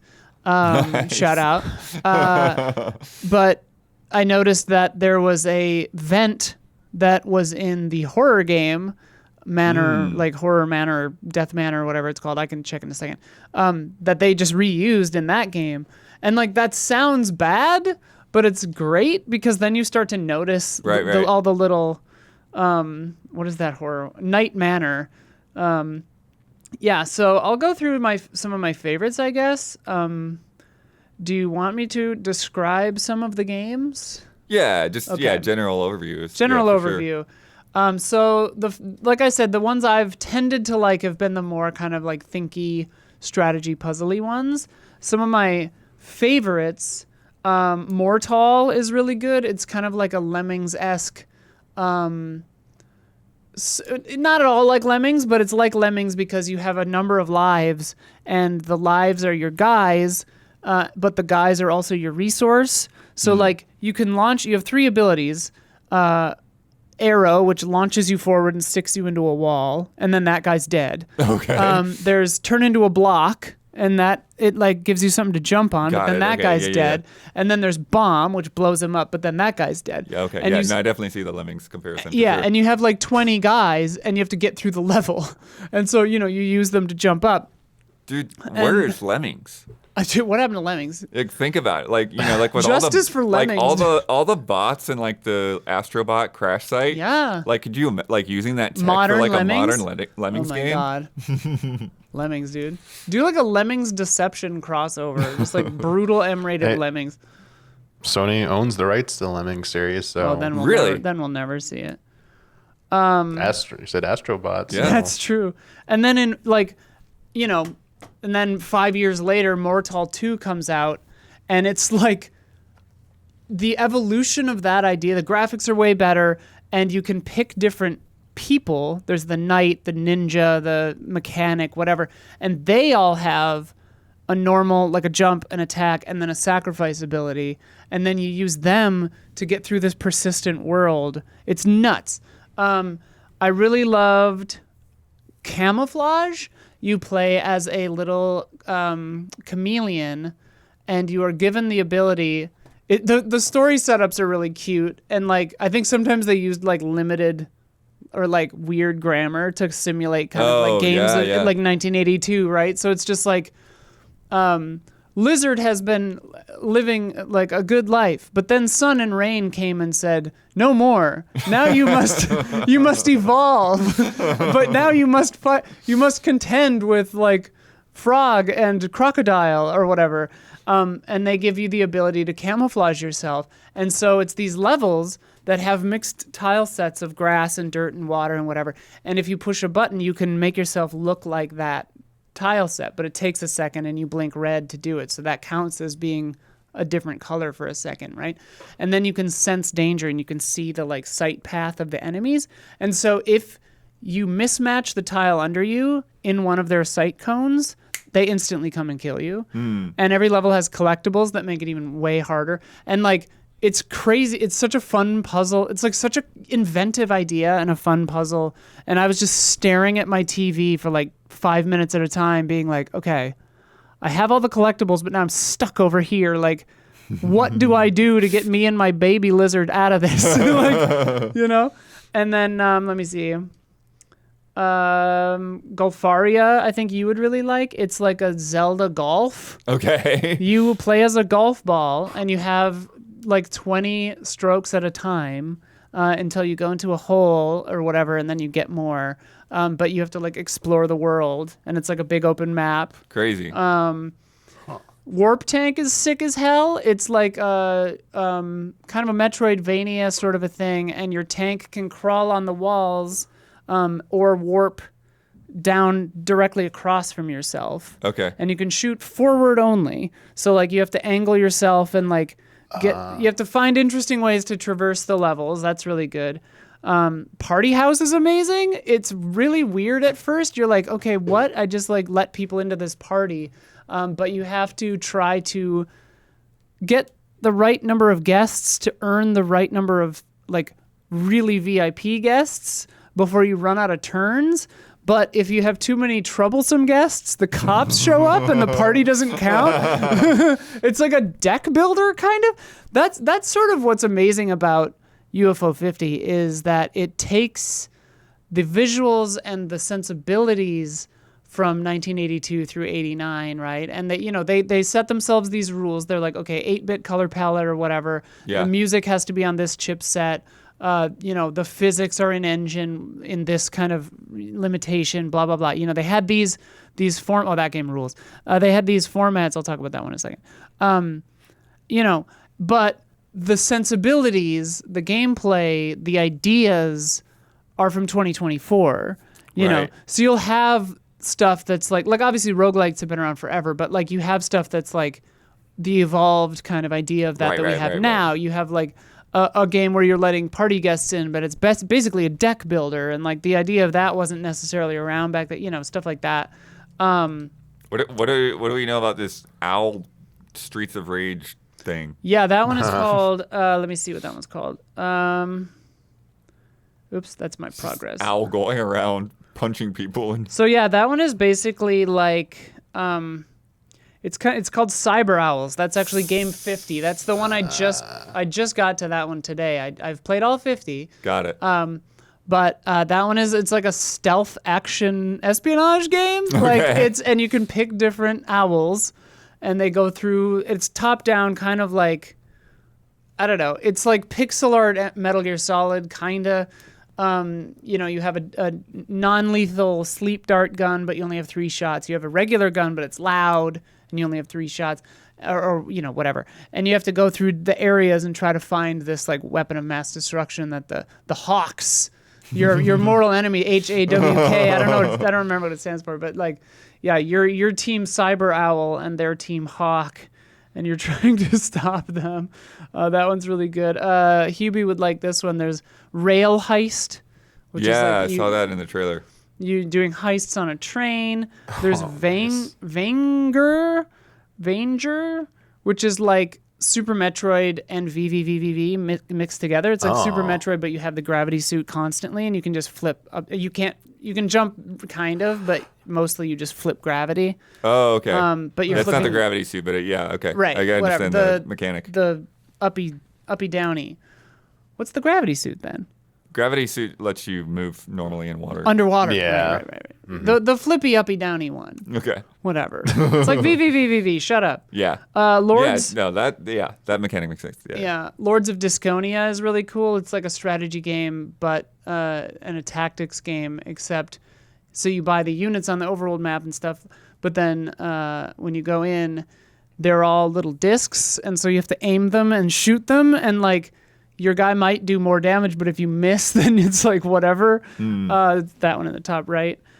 Let me see. Night Manor is a first-person point-and-click horror game. Nice. Pilot Quest is incredible. It's really weird at first because you think you're just like kind of sitting there sometimes trying to gather gems and whatever, but then you start building your town up and you have this little engine going. And like what I realized is it's collecting gems even when you're not playing it. Oh. So I'll go in after talking about it, and I'll have my gems maxed out to what I can store at the time, and my little guys will have made a bunch of ingots out of them. It's just going. I don't know if it's tied to time of day or what, but yeah, it still goes. Mini and Max is amazing. It's kind of like Plucky Squire, actually. You're in a room, and your sister like put you in there, and the dog is like, or the girl is like, I'm really bored, and the dog is like, well, why don't we shrink down? Then the room will seem bigger. And then she's like, what? And then he's like, yeah, just think about it. And he just shrinks. And then you 2D side scroller around this giant world, Nice. but you can get big again whenever you want. So it's like, if you're like, okay, maybe I should explore up on top of the bookshelf, you just get big, climb the bookshelf, and get small again. It's amazing. Like, the Quibble Race also is amazing. We have to play this on a stream. Oh, that's You what and we I did played this at Fest. Summer Yeah, Game yeah. Fest, where each player, you can hot seat, and each player looks away. Yes. And then you bet on an alien. It's like a horse race. You bet on an alien. You sabotage or boost one of the aliens. You can breed aliens to be better, but it pays off in a couple of turns. Right. Like, and then you hand off the controller and shut your eyes, and then the next player does it. And so you don't really know who's sabotaging what or who's boosting what. It's incredible. And then you just watch the race. It's magnificent. There are so many games in here where I was like, oh, Huber's going to love this one, or Blood's going to love this one, or there's like 17 in here that I was like, oh, Don's going to love this one. Bug Hunter is really good. I'm realizing from watching this trailer that there are a few I just forgot to hit favorite on that I loved. Yeah. Sorry, I'm just like rambling and talking about. There's 50 games. There's 50 games. I'm like, how do I tell you about UFO 50? Yeah. One thing that like I was thinking of, what I would love if this does well enough and they can do like a deluxe edition, I would love for there to be like a no clip or 2-player productions or something, Oh my like God. documentary with the people that made these games, But pretend it's but the not 80s. the people that made these games. Oh yeah. Like they can all play the people. I should reach out to Derek Yu and be like, hey, do you want to make a mockumentary about like a fake mockumentary about UFO 50? I would love to do that. Damian, I am curious if you have any specific questions or anything. I mean, it looks pretty cool. I mean, incredible, Damian. like the thought that's gone into it, and that like you can make 50 games that all feel really good to play. I mean, obviously, like taking your time and doing it right, it's like paid off, obviously, and it shows. Yeah, that's something I forgot to say. Pretty amazing, that this was announced like 100 years ago. Yeah. Like honestly, like actual guess, maybe 7 or 8 years ago. Yeah. I played it with you or Bossman at a after party at Not me, but PAX. probably Kyle. Yeah. I think it was Bosman at an after party at PAX like 7 years ago, and it was pretty different. The menu looked basically the same. But sorry, Damiani, keep going. Yeah, no, that was the whole thing. It's like sometimes, you know, the payoff shows. Yeah. When you take your time, where people constantly clamoring for certain games, Silk Song, and it's like we get it. You know, that's obviously a different situation. You know, already had this game released, people highly anticipating it, and you know that's building the hype.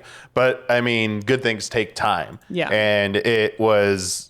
People were just constantly saying about this game every time they were getting their hands on it, it's looking better. It's looking so good. Like, it's going to be worth it. So I feel like, you know, maybe trust those a little bit more, you know, like, especially if those devs are showing constant progress and letting people play builds. It's like, it's always like a good sign. So like this always felt like good vibes, and that it was going to be something pretty special when it dropped. It just, I hope it doesn't get buried in all the things that are, you know, it's the same situation where it's like, September, this like window right now, fall has been kind of like really more hectic than usual, and like more hectic earlier than usual, it seems. And it's like, oh boy. Yeah, this game is like, I would recommend this to pretty much anybody.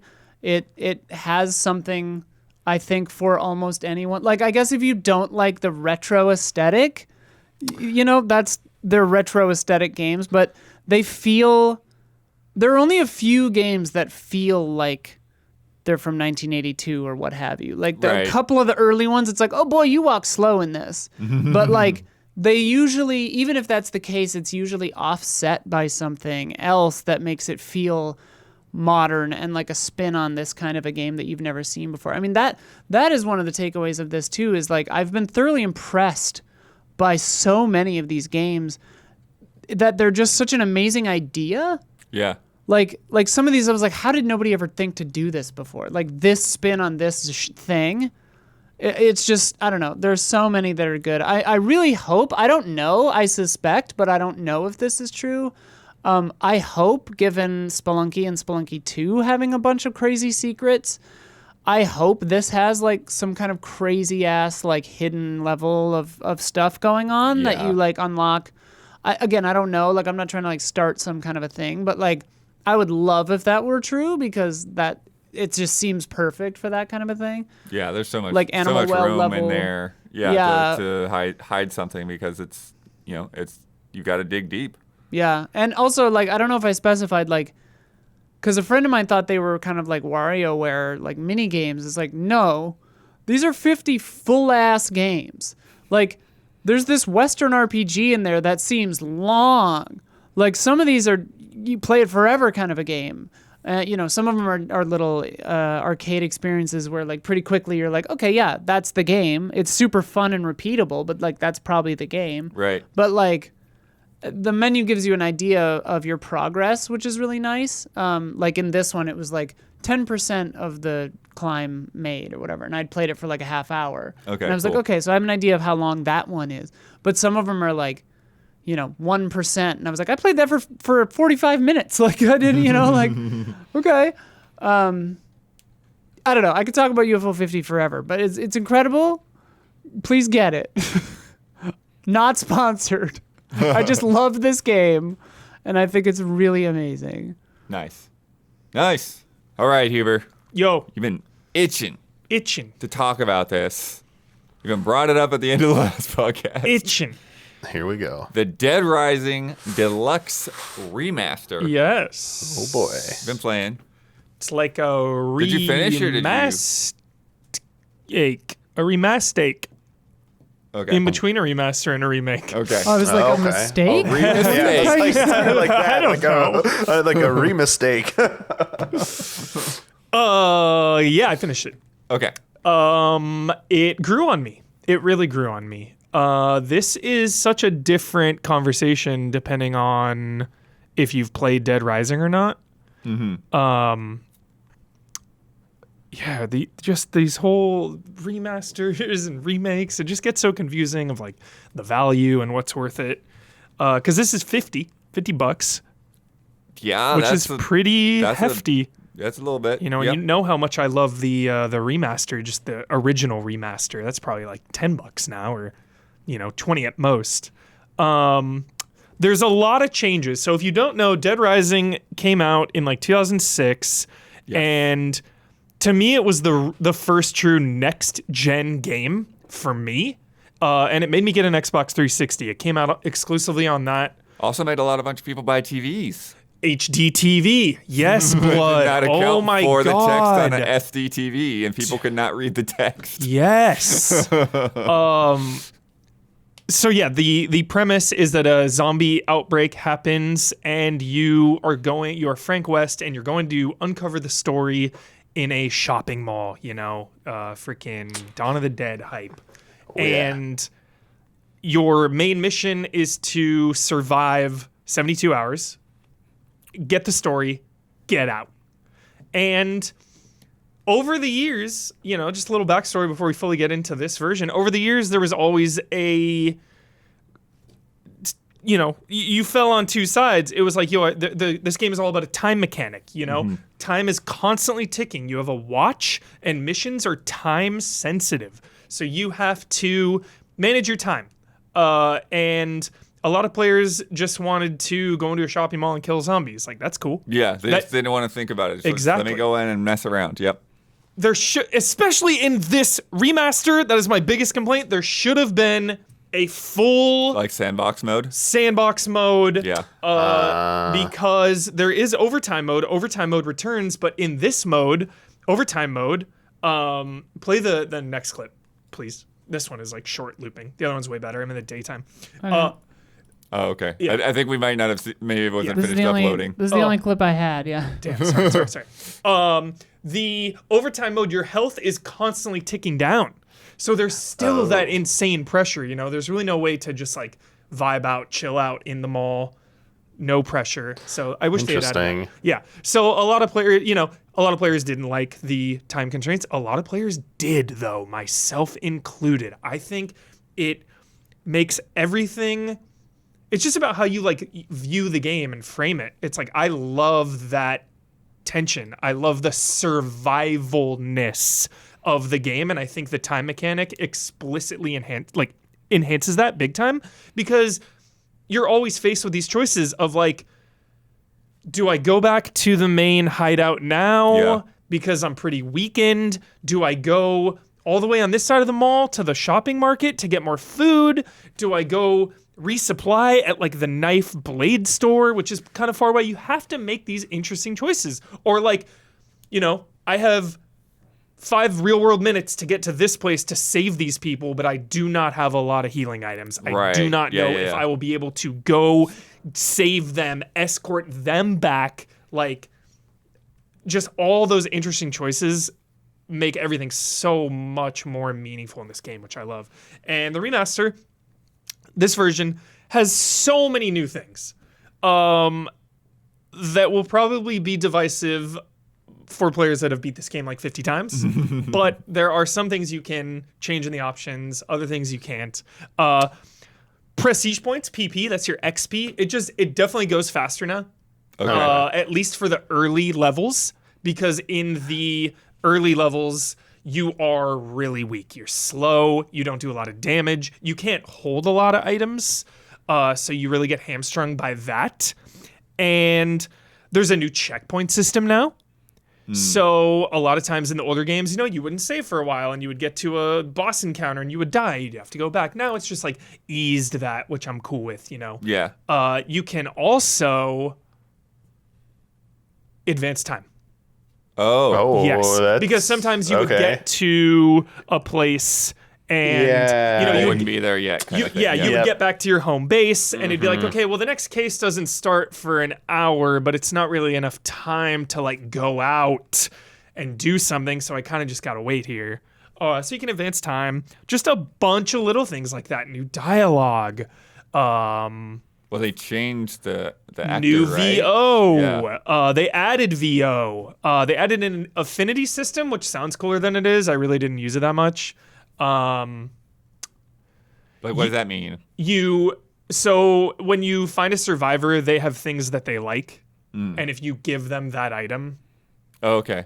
they'll fight stronger. I went through the entire game and I used it like once or twice. It's like not a big deal. It's Okay, whatever. got it.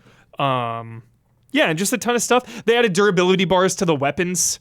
That's another quality of life thing that, Oh, usually so you had to track. Yeah. usually you'd have to manage that on your own. The item would start blinking when it started to get pretty low, and then you'd be like, What was your argument for this? You said this one kind of like bugged you the most when you heard about this. Yeah, it didn't bother me in the end game, okay. Damiani, but initially I was like, oh, well, stop. Like they're really like sanding down the edges of it, because originally Dead Rising, it can be pretty hardcore. Like this is a pretty hard. You run into a boss and you're just like, what the hell? This boss is crazy. I don't have a lot of healing items. Like the early onboarding was pretty challenging for new players for sure. So I was just worried about like too many of those. But in the end, it didn't bother me at all, and it was really, really cool. Nice. Yeah, so I definitely came around to this remaster. I was surprised by how similar it played to the original. We didn't get that other clip. Damn, sorry. This Oh, is wow. the other clip. Oh, it is? Nice. Hell yeah.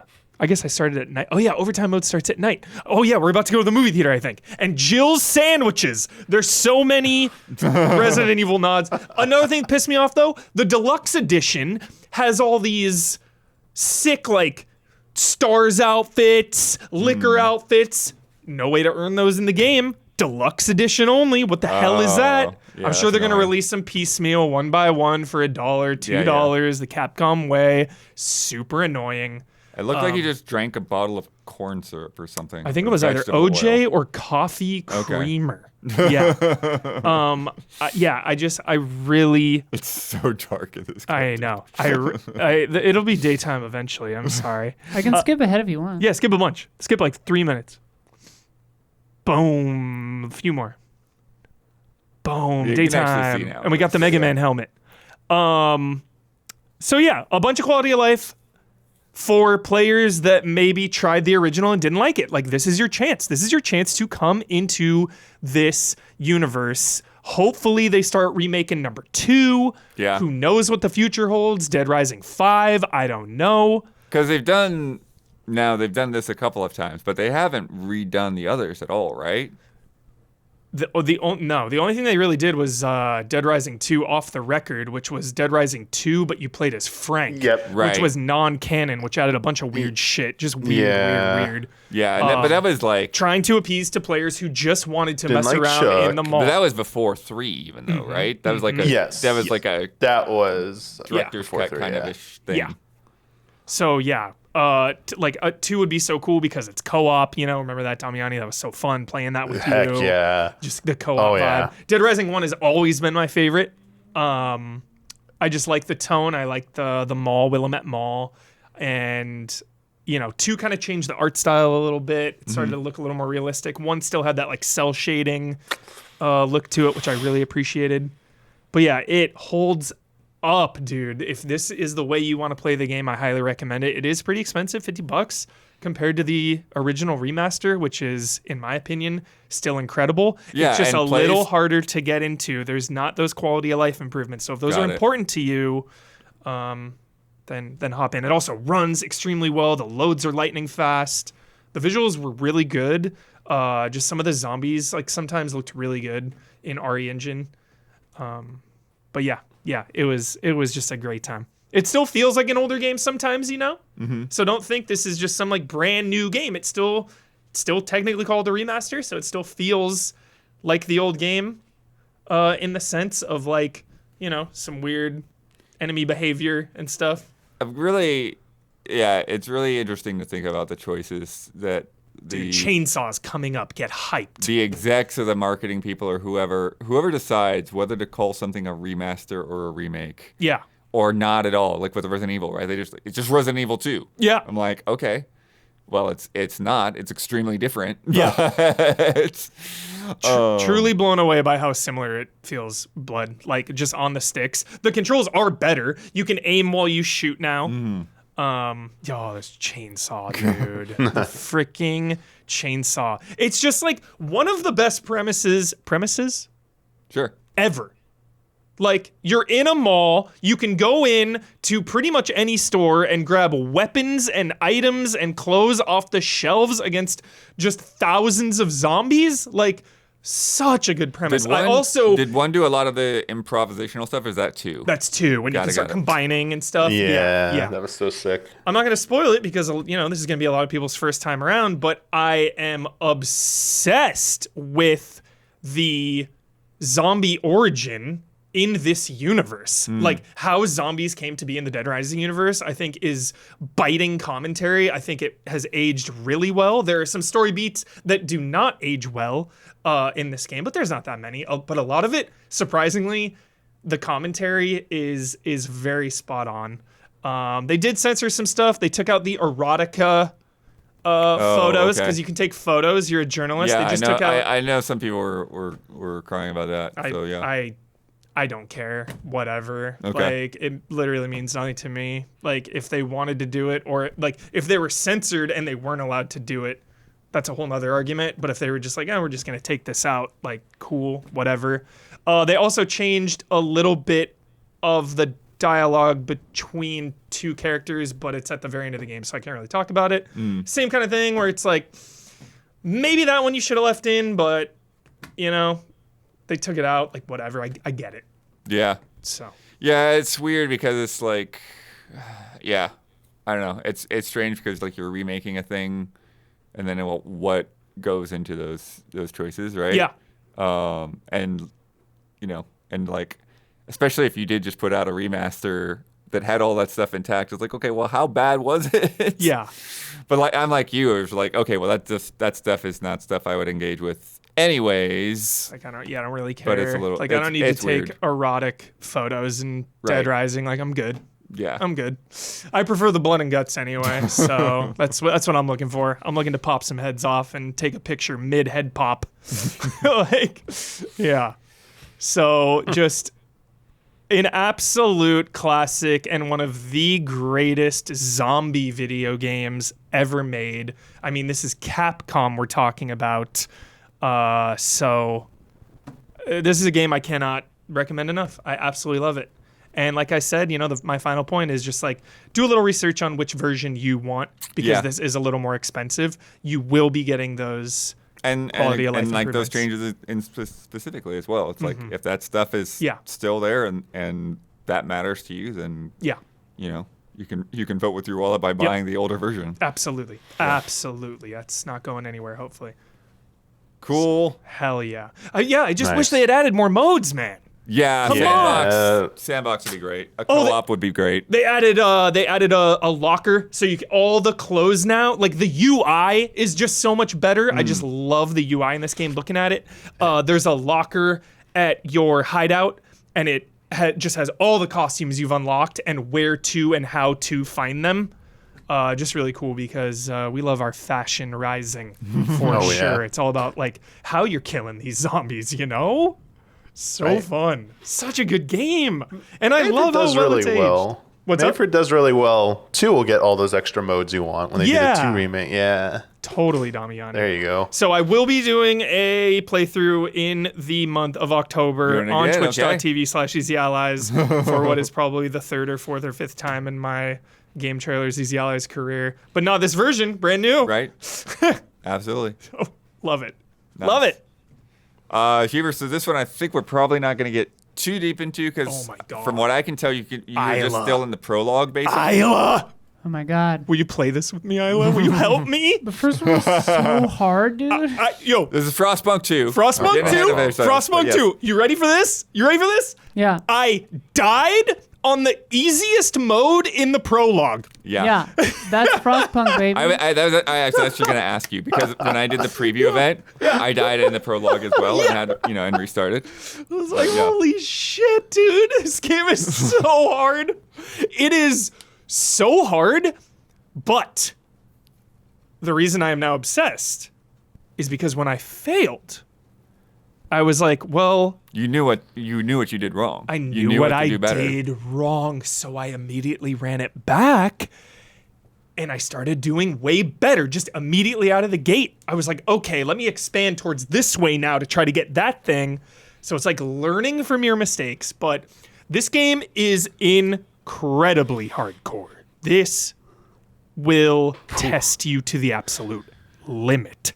It's legitimately like a college course. Like you have to study Yeah. this game. You have to read. You have to plan. You have to like do math. You have to like use your brain to the maximum of its potential. Like, so the premise is that, you know, there was a big catastrophe in the 1800s, like global warming, I think, maybe, or like just the world is like ice now, basically, and you're trying to survive. And I think it's like 20 or 30 years after the first game, which I never really played. Right. But the premise is that, you know, New London is like this big hub for humanity, and it's basically about just surviving. The whole point of the game is just to survive. And it's a game so complex I can't even explain it because I don't even understand it. You gotta manage key resources like oil. You get oil to make heat. You Fuel, gotta keep yeah. you have to keep your survivors warm. You have to keep them fed. You have to keep them happy. You have to keep them working. You have to keep Yeah. them working. You can't. If you run out of workers, you start getting screwed over because you can't build other stuff. Right. Like you have to. Because basically it's about like Because you need so much of a population to run yes. a factory or a farm or whatever, or Yes. to send people out into the wilderness. or So it whatever. is like the most intense, interesting choices every step of the way here. You have to like frost break the map to try to get to these POIs where then you can build, you know, a food place, an extraction place if you're trying to get like fuel or scrap. Coal. Yeah. And then every once in a while, a bit like a story little beat will happen where it's like, yo, your survivors, like this one's crazy. This is the tone of the game. One of them was like, you're running out of food, you're running out of time. The elders Yeah. are ready to sacrifice themselves. They're just going to walk out into the wilderness. They're just gonna walk and in leave town. and leave. Okay. They're gonna exile themselves to death so that the other people can have more food to eat. So then you have to choose. It's like, Jeez. all right, you guys can go, but then you'll lose a little trust with the survivors. Yeah. You can keep them around, but then you'll need way more food. I forget what the third option was, but there was even a third option where I'm just like, dude, this is too intense. The tutorial onboarding, I feel like could be a little better for a game this insane. For a game this, Maybe, yeah. I mean, I feel like once I got into the campaign, like it was a little bit better, but I had Yeah. already played like the open beta a bit first and got Got it. familiar with things. got it. But yeah, I think, you know, there are a lot of like little things where, you know, when and I haven't played the final game yet, so I don't. I'm just going off of memory from a couple months ago. But yeah, like when they say that like you need this resource or that resource, and you're just trying to like identify like which icon is that. Yeah. Like how and there's like a countdown too because they somehow can predict these whiteouts. And so, like, you'll see in the top corner. Yeah, like, the whiteout dude, starring Kate Beckinsale. The whiteout, and when that happens, it's like a months long thing. You have to have enough resources and food stockpiled to survive. And if you don't, then like just people just literally start freezing to death. Yeah, I didn't get enough that first time in the prologue, and it was just like, everyone started like killing each other. And then they all died. Game over. I was like, cool. Sweet. So very, very, very challenging video game. Did you get into, because I think you still... New London? Yeah. That was chapter 1. I got to chapter 1, played for like 10 minutes, and then was like, okay, I'm going to come to So that's why I want to probably run this back with you. Because we're running it back, baby. You still need to I'm get into streaming this thing. I'm politics stuff is crazy. I'm getting into Frostpunk 2 like Isla's into Warframe. Like I'm a Frostpunker now. I'm ready. Nice. I'm ready to commit. Yeah, and then just like building placement is key because if you're a bunch of housing districts next to each other, you stay warmer. It uses less fuel and resources. Like I've only But then it also the surface. If your stuff is next to a factory, they get upset. They get pollution. Yeah, the quality of life goes down. So it's just like, oh my god, this is so intense, dude. Yeah. But yeah. Once you start to see the political stuff is where it gets crazy when you're like you're trying to win over votes from people. And you start off with like a couple of political factions, but then as your technology and the stuff that you research starts to build up, then there are people that are like, no, I'm not down with that. And so your factions start to splinter, or like this new faction will pop up, and like guys will move from one to the other, and then you start sending out expeditions to further points in the world. And when I got to chapter 1, recruiting new people and stuff. Dude, Blood, when I got to chapter 1, New London, one of the first things I do in a game like this is go to the edges of the map to see, and it just kept going. And I was like, how far can you go out here? Holy crap. Yeah. So it is a cool, crazy game. You're just scratching the surface. Yeah, dude. Really, really right now. And it's just one problem after another. I played a few hours and I was just scratching the surface. But yeah. Isla, we got to play this together. Oh, it looks so hard. It's so hard. It's so freaking hard. But again, I like a hard game where you can identify ways to improve. And like, if I had done that, I could have improved here. Or like, I messed up. I committed too much to this resource. I should have like alleviated that a little bit and got a little more of this, which would have freed up this. Like there's all these little things where it's like, I know how I failed. Let me try it again. Not just like, this is so impossible. Like maybe next time I'll get lucky and beat it. It's like, I feel like that's what some like Souls-like developers don't grasp is like, it's not the difficulty that we like. Exactly. It's the wait, I can do this. I can, I can do this. Like that constant progression of skill and knowledge, like that is the sweet spot. I mean, it's hard to do. Totally. But yeah. Love that feeling. Yeah, and I got that feeling be right out of the for gate. where like your factory's shut down because a bunch of guys that are like against education are on strike. And so like the only way for you to progress is to like shut down the schools temporarily. Like it's just so intense, dude. So intense. Very excited to stream this. So excited. Nice. Holy crap, dude. All right, yeah, we'll definitely get to check in on you. Oh yeah. All right. Also this week, PlayStation has announced this 30th anniversary collection. I want it. So nice. I want it. I'm gonna try and go for that digital These are version. gonna sell out in 4 seconds. Yeah. So So nice. Yeah. So they've got a bunch of consoles and accessories and things that are designed with like the original PS1 color palette. It's insane what looks can do to the narrative because everyone now is like, yo, I want that. Whereas a week ago it was like, fuck that shit. F that. It's like, yeah. Wait till they see the price of There's a lot that of hype Pro right because now. see what it comes They with. have That not thing's set gonna be any like, prices yet. That's it's true. going to be like $1,200. $999 US dollars. Well, there's gonna the be bundle more. and then the It- non-bundles. There's not a non-bundle. Pro was only a bundle. Wait, what? Oh. You have to get the two DualSense and the whatever the expensive Edge. one is. Edge, thank you. Yeah. But wait, you can that- buy the controllers by themselves. You can buy the The controllers by DualSense themselves. only. Oh, okay. Right? Not the Edge. You're all right? jumping Just ahead the of me. DualSense. You just broke my heart. All right, let Blood do it. Let Yeah, that's why I said let's wait. Just broke my heart, Damiani. Yeah. So, so the PS5 Pro bundle includes a regular DualSense, a DualSense Edge, charging station, and then both consoles come with the stand.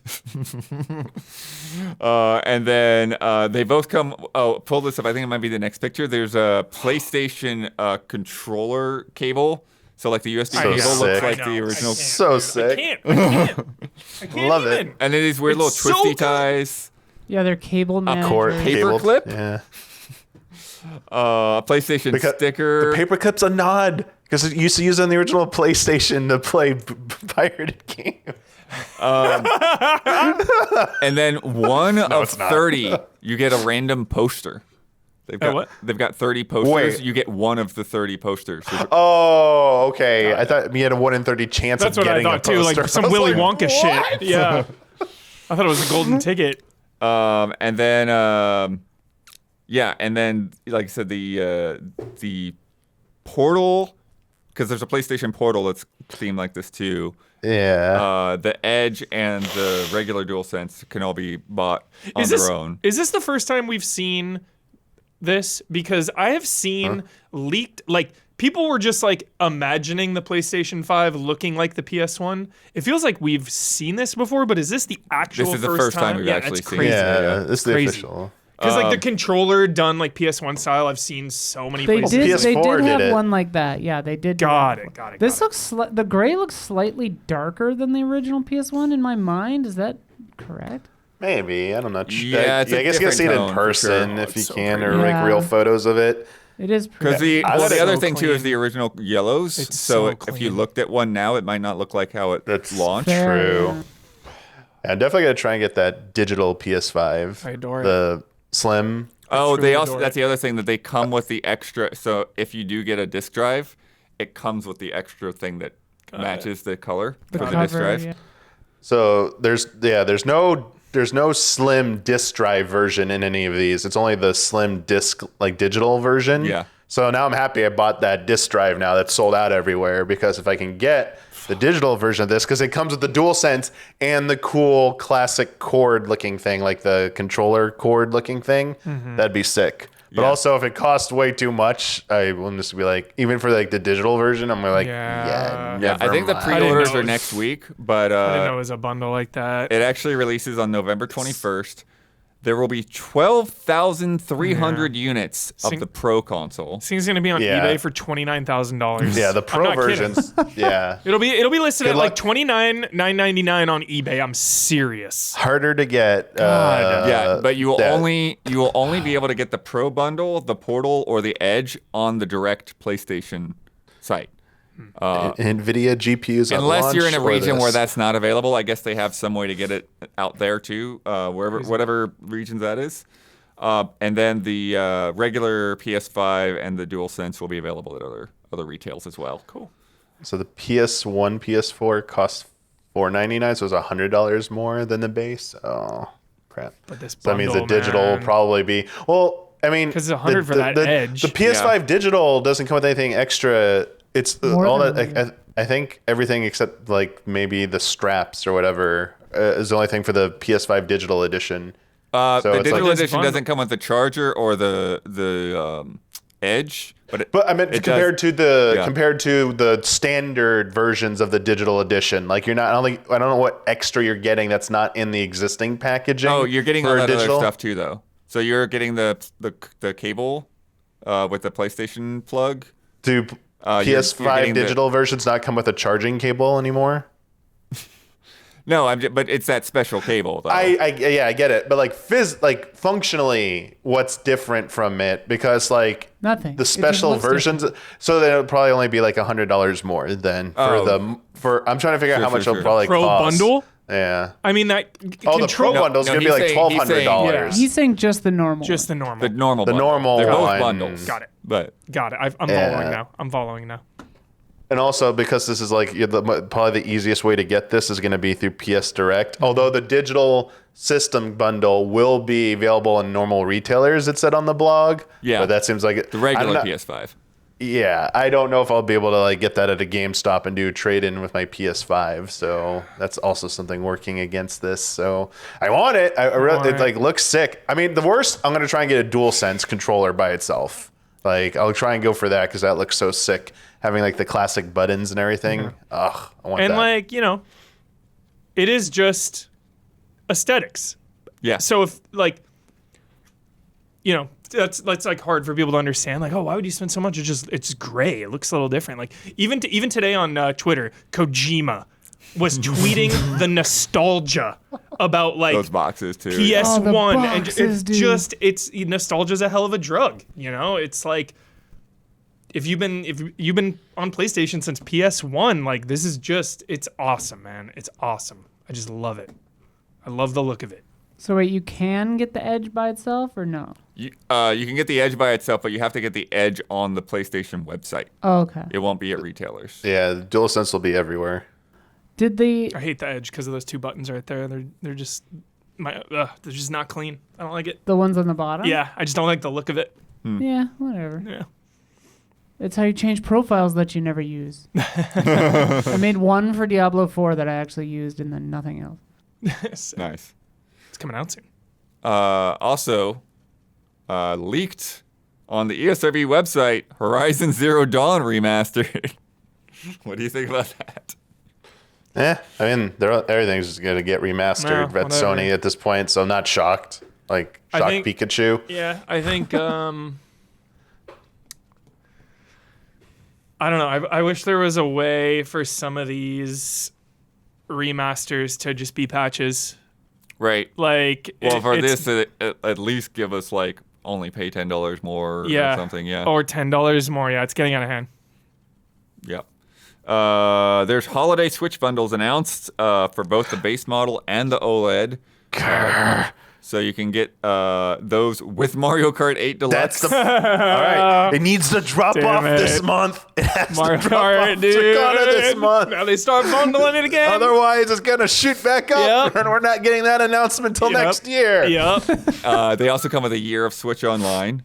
And so basically both of those things are no additional cost. The regular They have done is this- $300, it's $350 for the OLED. they've done this for like the last 5 years. Yeah. A Mario Kart bundle, man. Yeah, It's their GTA. yeah. It's too good. It's too good of a deal too when you really think about it that you're getting. I mean, they should just do a Mario for Kart 8 free. Deluxe Switch 2 bundle too. Yeah. Honestly, Yep. comes preloaded on your Switch. too. Preloaded. Available, quote, by October. There you go. All right. It's that season. Yep. Play this. Hobby Horse. Oh, Hell, done. yo, this looks fun. Yeah, so, you know, Yo. the Hobby Horse is basically a broomstick with a stuffed, like a plush horse head. Hours of fun. Yeah. And so you ride your hobby horse through Bruh. obstacle courses. And you can customize your hobby horse. It Right. looks fun. Yeah. I don't understand why I want to play this so badly. You can make a unicorn. You can make a goat. You put a little visor on it. Go to tournaments just like in a real horse tournament. Can you bet? Is there betting? I don't know. Maybe people bet on you because you're the one participating. Yeah. So I have a memory of those hobby horse race things, like people actually doing that. yeah, Very cool. Is that a thing, chat? Is that a thing? I don't know. It came through my inbox and it was like, this is hilarious. Got to do it. Next, Planetiles. This is a neat Planetiles. little world builder, city builder sim kind of Yo. coming to Switch, and yeah, it's sort of like is a little bit of puzzle bit in there because they're like, don't leave any gaps. Cool. And as you would hope for with this kind of game, there are natural disasters. Oh, geez. So- Frostpunk. Here we go. A volcano can come and burn up a bunch of one of your worlds, or you can get a solar storm or whatever. They also say there's some roguelite progression elements, Huber. Speaking my language. Yep. And sandbox mode on that one too. Nice. And $13. And if you get it pre-order or get it early, you get like a discount on it. It's only like $9 or something like that. Yeah. Oh yeah. So Here's generous. the cataclysms. Yeah. Meteors, That's the cataclysmic wave of content. in real time. solar storms. Love a good cataclysm. So yeah, it's a neat looking little one. That does look cool, bud. Yeah. I'm into that. Behavior Interactive has canceled Project T, Project T. the Dead by Daylight spinoff that was planned to be a 4-player PvE game. Oh. Yeah. But here's the thing, Huber. Some people should learn from this. This was a result of bringing players into an early insider program. And they were getting feedback from the players. They're looking at everything early on. they And were they're not like, you know impressed. what? This is not on the right track. This is not, we're not Yeah. going to be able to just like turn this around and make it work. Like, Yeah. we're just going to say no. This is not gonna meet our expectations for what we need to do. If Naughty Dog had players instead of Bungie try out The Last of Us multiplayer, Right. I wonder if things would have been different. Truly. Or if it just would have been the same. It'd have been like, Yeah. The sad news, of course, is that as a result, they are closing that studio, Midwinter Entertainment in Seattle. The sort of silver lining to that is they offered all of that staff jobs Sweet. back at their main studio. So Okay. they would Oh, have to good, relocate good. to Canada, but they're doing relocation packages and then severance packages for anyone that doesn't Dead by want to move. Daylight. Shout out. Yeah. Let's get that Frank Stone 2. Well, put Frank Stone into Dead by Daylight first. Yeah. It's gotta be in a couple weeks, right? It's gotta It's be. got to be soon. Otherwise, like, what are you doing? Yeah, it's gotta be. Dude, shout out. Fun Frank game, dude. Stone hype. Watch our highlight reel. So fun. Next up, unexpected surprise for a lot of people. Bandai Namco announced Freedom Wars Remastered, coming to PC, PS4, PS5, and Switch in January. This was originally a Vita game, which is where all the love is coming from. Love Vita. People like, Got okay. I had Yeah. Vita since day one. Never played this game. Vita is life, as they say. Received mixed or average reviews. Yeah, this is one of those It's games. so funny. Everyone's like, oh, of course, I played Freedom Wars. Like, hell yeah. And it's for clout. And it's like, was this game even good to begin It with? got a 30% or Yeah, something. it was Yeah. one of those games Like, what? that followed in the footsteps of Monster Hunter. You know, when Yeah. like that was a huge portable thing in Japan, and so like they were just trying all kinds of different things to kind of get that like multiplayer It's a clout game. stuff going on, because it does focus on co-op play. You can do up to 7 players online, which I thought was a weird number. Maybe I misread something there, but here's the thing, Huber. The idea behind it is insane. So you're all prisoners, Battle Royale style. and you have like a 1,000,000-year sentence or something ridiculous Yeah. like this. And so like you can either just sit around in prison, or you can go out and fight in these wars. And you go out there and, like Monster Hunter, like you're battling giant monsters, but you're also like saving citizens or gathering resources or whatever. And so like the more of these missions you do, the more time that gets taken off of your sentence. Coming out the same year as a brand new Monster Hunter is a bold move. Yeah. Yeah. Bold move. You also, quote, use entitlement points earned from volunteering for combat to claim new rights from the wardens, such as the ability to run for 5 seconds or to recline while seated. What? So this is a whole Okay. other thing where you just like, you know, hang out in the prison. I'm kind of into that. But, I'm putting all my points into recline. Yeah. just The recline skill tree. just a straight chiller. It's funny. in other EA news, Straight up chilling. a bunch of these real quick fire. Skate is hitting early access in 2025. Sometime Nice. next year, we'll be able to get a regular early access without being in the insider stuff. Fingers crossed.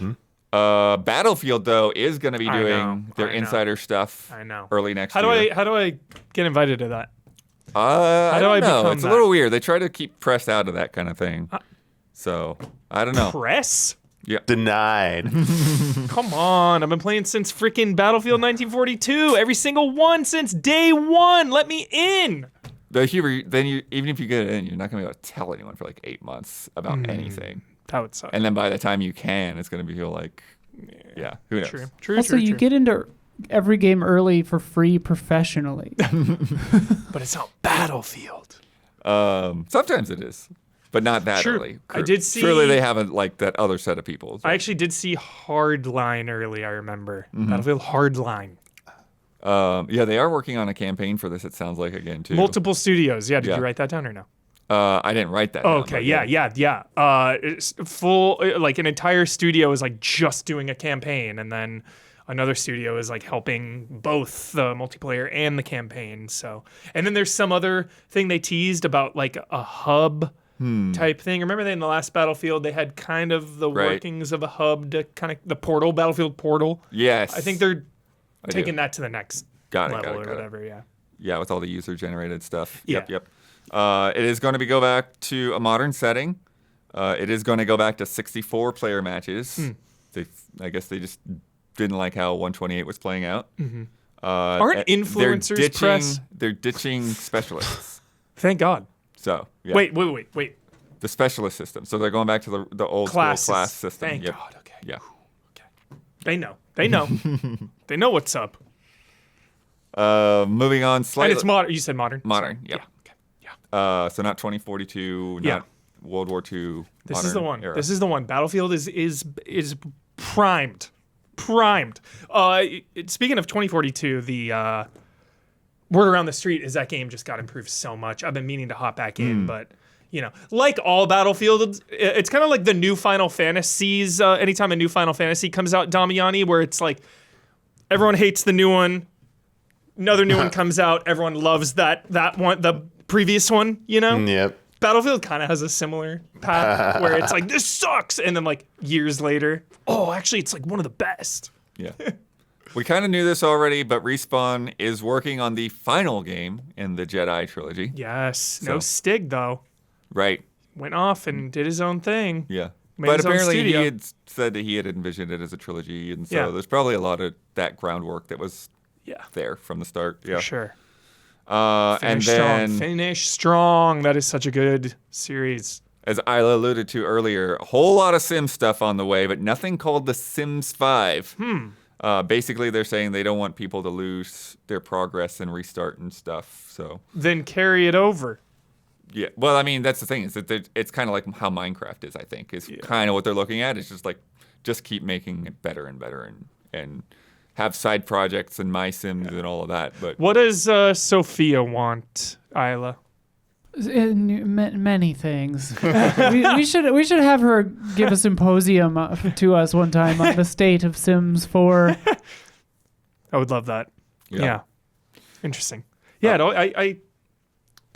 it's always just such a tough, you always talk about the quiet juggernauts over at Ubisoft, right? These Right. games that just go on and on and on and on. And it feels like from a business side, like Sims 4 has been like 10 years now. Exactly. There's Yep. just so much money and security in it.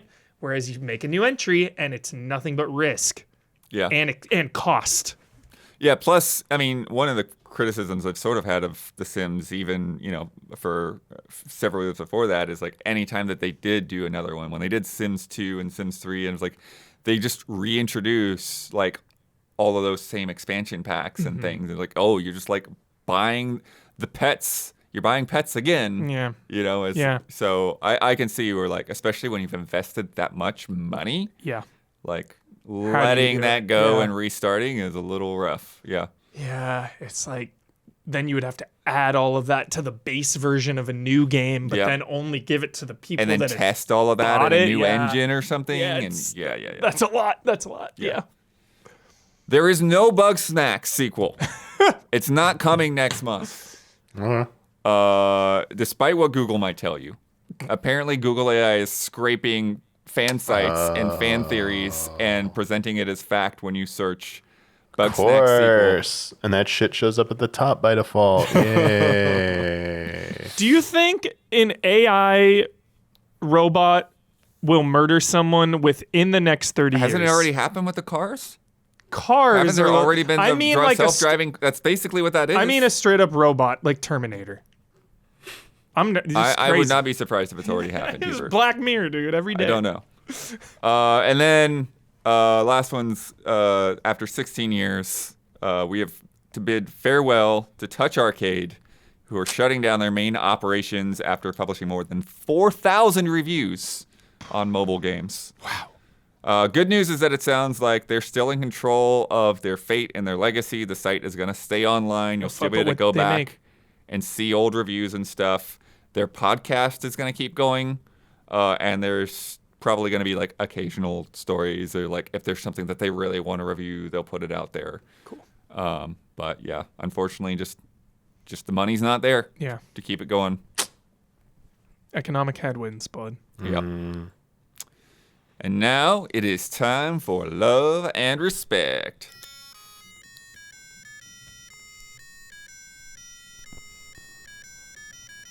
Love and respect. Respect. From Brandon K. Gann. Hello, everyone.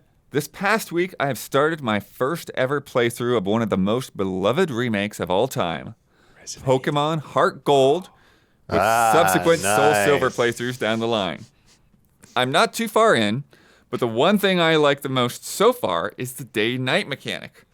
While present in the original Gold and Silver, I really like this modern implementation of the world being displayed in real time. So this has me wanting to ask you, what real-life variables do you think make great game mechanics, and which do you think are terrible? As far as terrible goes, I would say hunger and over-encumbrance are not great things to realistically inflict on a player character. The Romance. Sure, that's a good one. GPS functionality in open world games that are modern setting, like having it in your car, so like it'll just like Good or drive bad? you or whatever. When I'm far along in a game and I just want to get there, yes, I like it. I mean, I like that the option is there to utilize it. So, I mean, they put it under the guise of here's your. We don't quite have. I mean, even when it was implemented, I don't think we had self-driving cars that work that well, but. Yeah, it's nice when they have that functionality to like help you, make your turn and stuff like that. Other one, shoot, I forgot. Someone else go. I had another one I was gonna say too. I'll remember it in a second. Hang on. Everything in Shenmue. Okay, there you go. Everything. I love it. I love day night. I love people on their own schedules. I love that shops open and close. I love that I can go into shops and play arcade cabinets. The fact that they made the weather and stuff accurate to weather. the calendar for that time. That's pretty cool. Yep. Yeah, time mechanics, man. Like, like you said, like how a world feels real because I use everything in Shenmue, but like other games that have done like the real time cycle. So characters are doing different things at different times of the day. So it's not just day-night cycle. It's actually characters feeling like they live in that world. So like Majora's Mask having a little bit of that, and then like evolving it. Like for me, it was like Majora's Mask.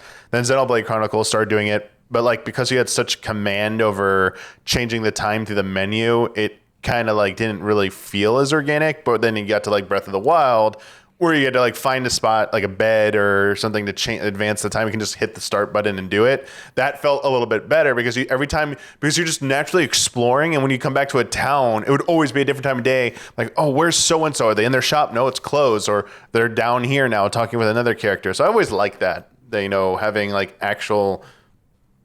People like time just existing in the game and people like moving about their day and not just being static in one spot. Yeah. I have to agree that encumbrance sucks, especially when it's like, it slows you down to where you can't walk at a normal speed, right? Like I would much prefer like a Resident Evil attaché case. It's like, okay, I can only pick up so much, but it's like, I can't pick up something that's going to just make me slow, right? Yeah. It's like if I have to choose, let me choose right then, not let me find out that like, oh, somehow I picked up 400 mushrooms that I'm not using that all weigh 0.1 pounds. Yeah. But yeah, back to the clocks. Rogue Squadron 2, Rogue Leader. It has a really cool tie-in to the clock in the GameCube. Cool. So that like when you go to the Tatooine tutorial mission, depending on what time of day it is in the real world, Crazy. like Tatooine's a different time of day. Dude. And I think there's maybe like one or two other like missions that The also used it hell? in that game. Yeah. That's awesome. Yeah. And I think there's even like some slightly different objectives or something that are only available in one time frame or another. Very cool. And of course, Animal Crossing is all about the real time aspect. And then Huber, Kojima, Boktai, the sun is in your hand. What are you talking about? You never played Boktai? You never heard of Boktai? Never played it. With the solar sensor from Kojima? Never got to play it. Oh, right. Yeah, Hubert. So basically, Never it's a played GBA cart that had a solar sensor. So awesome. You're hunting vampires. Awesome. And so what you had to do is you had to literally take your Game Boy and put it in the sunlight to charge your gun. That's And then badass. go into the dungeons and shoot the vampires with solar energy. That's the coolest shit I've ever heard.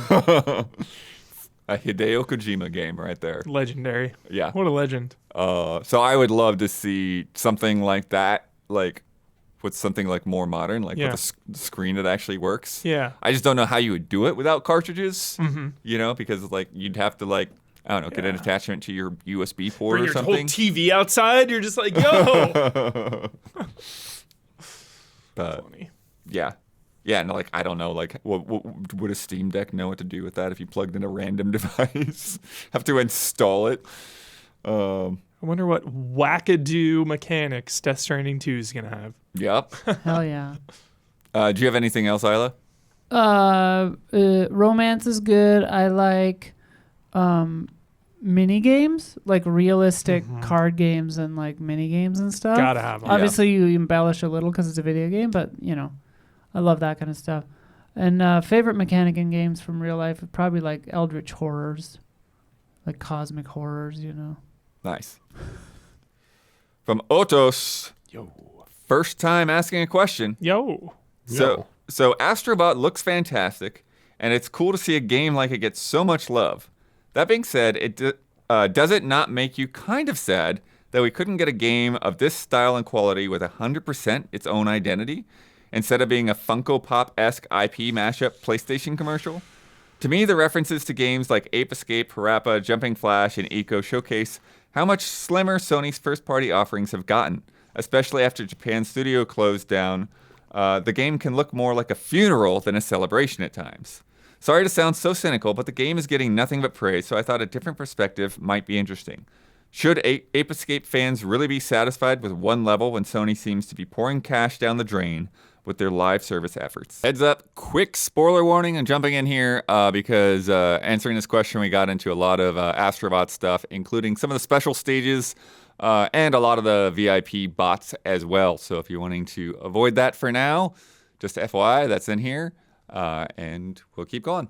Yeah, I think it's just how you look at things, like everything in life. You know, you can be cynical or you can not be and treat that game as a celebration of pure fun and joy and a little bit of nostalgia, of course, which is how I viewed it. You know, every single time I collected one of those characters. I mean, those are my favorite collectibles in any game ever made, full stop, period, easily. Yeah. Collecting a character from a beloved game, like finding them, seeing them, then taking them back to your hub, getting an item that they use, and then they're there just hanging out. Like, I don't know. My love for video games and PlayStation characters is my entire core. So I just saw nothing but pure joy and happiness while playing. Well, there's so many Astrobot, times, for especially sure. later in the game, Huber, where it was just like I couldn't believe that, like, oh yeah, I didn't even, like, I had forgotten about that character for some reason, or I forgotten about this character for some reason. And it's like, oh, okay, Some cool. deep cuts. Put this in there, yeah. Like, you get freaking Puppeteer in there. Like, Yeah. that is a game that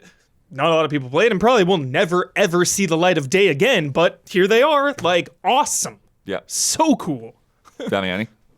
Yeah, I thought the collectibles, like the crash site hub environment, felt kind of theme park-esque, and it was a nice interactive and dynamic way to treat your collectible, like your biggest collectible element of the game. And so much of the fact I've said it before and I'll say it again, that like I feel like when for Nintendo with Smash Brothers, which is their celebratory game that does this type of stuff, while they succeed in other ways, their collectibles, their spirits or their trophies feel way less, meaningful. Like it is like a museum type item that you could go through, especially the trophies. You could spin them. There's a little text blurb, but that's all it felt like. It felt like reading something in a museum versus having like an interactive exhibit like you have in Astrobot. And I will say, like, that some people might like one or the other, but for me, that felt so much more meaningful to have what we had in Astrobot. And other than the hero levels, I don't think like the collectibles really like were overpowering any element of the game. Like you could have taken them out, and if you were a Sony enthusiast, sure, you'd be a little bummed out that those cool collectibles weren't there and they're not like waiting for you at the crash site. But functionally, a lot of the ingenuity of the game has nothing to do with like actual like the bots themselves. Like they're just there and they're doing something kind of like quirky when you rescue them, and it's like, oh, that's like nice, and like it's a hidden collectible at the end of the game, or at the end of the day, sorry. And everything else about the game, about like the platforming, the power-ups, everything else there, I think was what carried that game so much. And even with the crash site, you could have had generic Astro bots just being there, and it was basically like Pikmin, like where you're just like commanding them around, needing enough of them to do the task. And yeah, there were those moments I didn't really care that like Crash Bandicoot or whoever was in the group. I mean, it's like, oh, spot them, that's cool. But like interacting with them in that little area by themselves, those unique things, especially So once you got cool. their companion accessory from the Dude. Gotcha game. Kiryu, Like, man, having- just keep punching him. All the weapons that's pop like the out, ultimate. like, That's like the ultimate gotcha thing is like getting your favorite things from like Yeah. like from Sony's history, and like, oh, they're not complete. Like, why is Big it all boss in like a Snake cardboard has his box, box, dude. Oh, yeah, It's 10 like, out of here we 10. go. Camo for like Ray Fox. Yeah, let's go. Like this is like or Stealth Gear. So, yeah, but stuff like that. The T-Rex chasing Lara. It's like, oh man, that's so sick. and it's like remembering. It's like people are like so cynical, and like I guess it gets so weird when people are like criticize nostalgia. Like, just relax. Like sometimes you want to think about like your life. Oh, yeah. Sometimes you just want to enjoy things from your past. Like Damiani said, the T-Rex chasing Lara Croft is like. I played that shit on PS1. Like, then just being here now, seeing it, it's like that's a feeling. There are some other- that's there are some affecting other me nods, too. emotionally in a positive way, and that's like all you can hope for when playing a video game. Yeah. So, There's some other neat little nods there too. I don't know if Damiani noticed trophy? some things on the shelf in a bedroom. That's all I'll say about that. But anyways, yeah. For Smash Brothers though, Damiani, I think Melee absolutely had that with the trophies because we had not seen anything like that before, and then I think similar to Astrobot, like there were just so many things referenced from Nintendo's past that like you just had no idea about, right? Like a lot of that like Fire Emblem and a lot of the Japanese games and stuff like we just had not been exposed to yet. totally. Yeah. Plus, like the rendering on those trophies on Melee was just insane. At the time, Yeah, like going from the yeah. N64 to then like looking at every stitch on Mario's pants. Like it was a novelty for sure. The spirits though, like I couldn't care. I just like they haven't like evolved it since then. Like that was kind of like the pinnacle was in Melee. I guess is like to further my argument about like why I feel a bit down, but like at the same time, Smash is doing so much other stuff that like in the gameplay department, bringing all these characters together, faithfully recreating Minecraft and Minecraft physics and mechanics with Steve. It's like they just want to like they go above and beyond in a different way. But part of like what I saw in Astrobot was the celebratory nature of it. Like, or you're playing the game, you're having a good time with the game, but I also want to like celebrate the history. I want to like kind of like immerse myself in it. And the best thing Nintendo has done is shine the spotlight on obscure series in the past that like now not so obscure. So it was maybe the first time people heard about Fire Emblem was through Smash Brothers. Like, who the hell are Ike and Roy? Like, or so who's many Roy? people downloading Like, PS1 classics after this game came out. Yeah. Everybody. So. Yeah. So that's like a huge positive. It's so funny because the internet has such a habit of attributing a game to like their entire platform. Like, oh, this is Sony, you know, the cynical take is like, oh, this is a Sony ad, a Sony cash grab. It's like, listen to the people at Team Asobi talk about this game. Yeah. These are human beings that fucking love this stuff, that love all these old games. It's not some big corporate machine monster being like, make a game with nostalgia bait, you know? It's like, no. Yeah. Also, Damiani, really quick, I would love it if in the new Smash they had a better way to unlock optional costumes for my characters. I think that could be a new way to have the collectibles be really awesome. Well, like you I get different could also versions of Bowser, see- different versions of Mario, different versions of Samus. That'd be so sick. Yeah, that would be cool. Hey, what's that? Because like I know we're talking about like Smash and stuff, but like the one because I'm seeing this in chat and I want to address this about the game, like the hero worlds, like that, like you didn't have those, like the game might not have like been like reviewed as highly, or if it didn't have like these nods, it would have been like a dip in the score. You didn't like it was. Yes, it's more. I think it's pretty exciting to see classic games, especially ones that haven't had a new entry in forever, have some signs of life by having, you know, a local Roco level or a Ape Escape level in there, and other ones as well. But I think you could still achieve that and still impress like someone like me if you had a world that was like, oh, it's not just platforming, it's trying some totally different genre. The Uncharted it's a world one, based dude, on like a is genre. so different.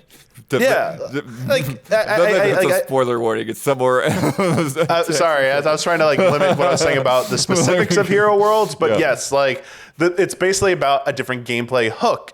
And honestly, they could have kept that trope and just done something like different with each of those specific worlds, but not have it based on an actual like they could have made an RPG world, but not had it based on any specific RPG, or a shooter world, but it's not based on any specific shooter. And it's like, oh my God, these gameplay mechanics, this is so kind of like sick that we're seeing something like that. And I think it is, I will not deny that it's enhanced for some people by having that nostalgia or that like rush of like fan service. Like, oh my God, like that heightens it a little bit more. But like the impressiveness of that ingenuity, I think would not go unrewarded if it was a little bit more generic than just being based on existing Sony IPs. Yeah, that's kind of what I was going to say a little bit too, and kind of to defend this person, because I feel like it might feel like we're dogpiling, but like I think I read this as kind of a hypothetical, but like I think that if it was the thing with Astrobot is it's an incredibly good game, like the quality is high, and as Damiani was just saying, like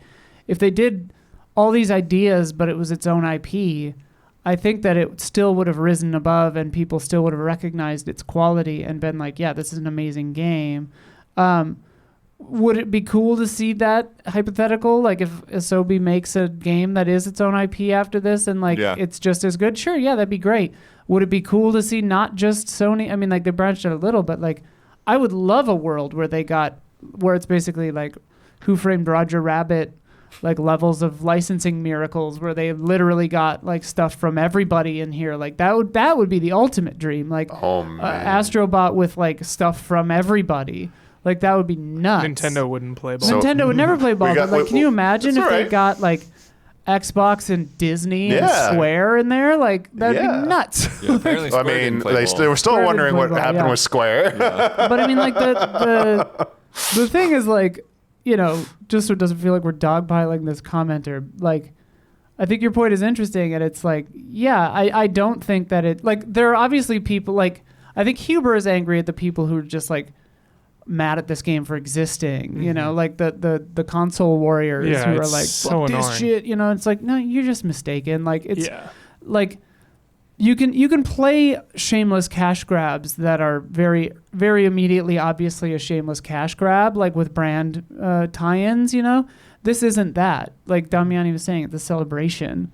Like the love and detail in these things is frankly kind of astonishing. So pure love. Yeah, and that's the thing. I was talking with Don about this the other day, because it's like I think that like one of the differences with this is like there is that through line of PlayStation history Yep. and enthusiasm and all of that. 100%. Whereas like when we're looking at like something like Multiverses or Funko Fusion, like that's where the part of the disconnect I is. agree. I wouldn't want this to actually have everything, but 'Cause- I love that it's just PlayStation. it's like, this is a full-on celebration of the machine we are playing this game on for sure. Why, as a Jurassic Park fan, Yeah. do I care about He-Man Exactly. or do I care about 100%. Megan or I agree, actually, But like, why there's not? not a through line for these Yeah. things, so it's like why throw them together? Curio, But I mean, like played the through line, Yakuza. the Bugs through Bunny line in, versus Game of Thrones. the through line in gaming, like that it's a false corollary, I think, because like the through line in gaming is that it's gaming, right? Right. Like if you've Pac-Man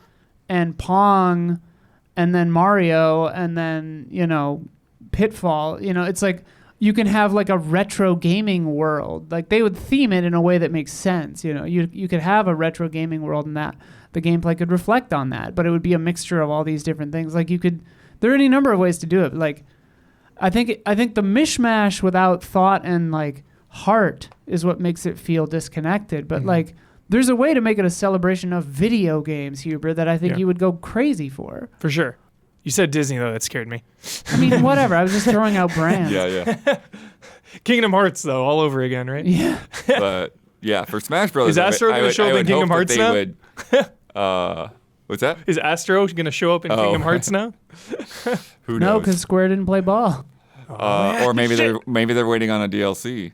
Dude, there is an ad, by the way, talking about like people suing each other. There's an ad for some kind of like scratch off thing that I drive by that looks exactly like Astrobot. And at first okay. I was like, Astrobot, what are you doing? And then I was like, oh, that's not you. Like, what It's is like this? going to the gas station and hearing Sonic rings. I'm like, what? Yeah. We almost made it through a podcast without me bringing up GTA, but I was disappointed. Some GTA heroes weren't bots because that shit is synonymous with Oh. PS2. Absolutely. I know it was on Xbox later as well. Sure. It's on like so many I mean, so consoles. is- but like so is Yakuza PS2, and stuff. GTA 3, GTA Vice City, GTA Ridge San Racer. Andreas, get out of here. Yeah. I wish they were there. But probably some Take-Two stuff going on. All right. Move on.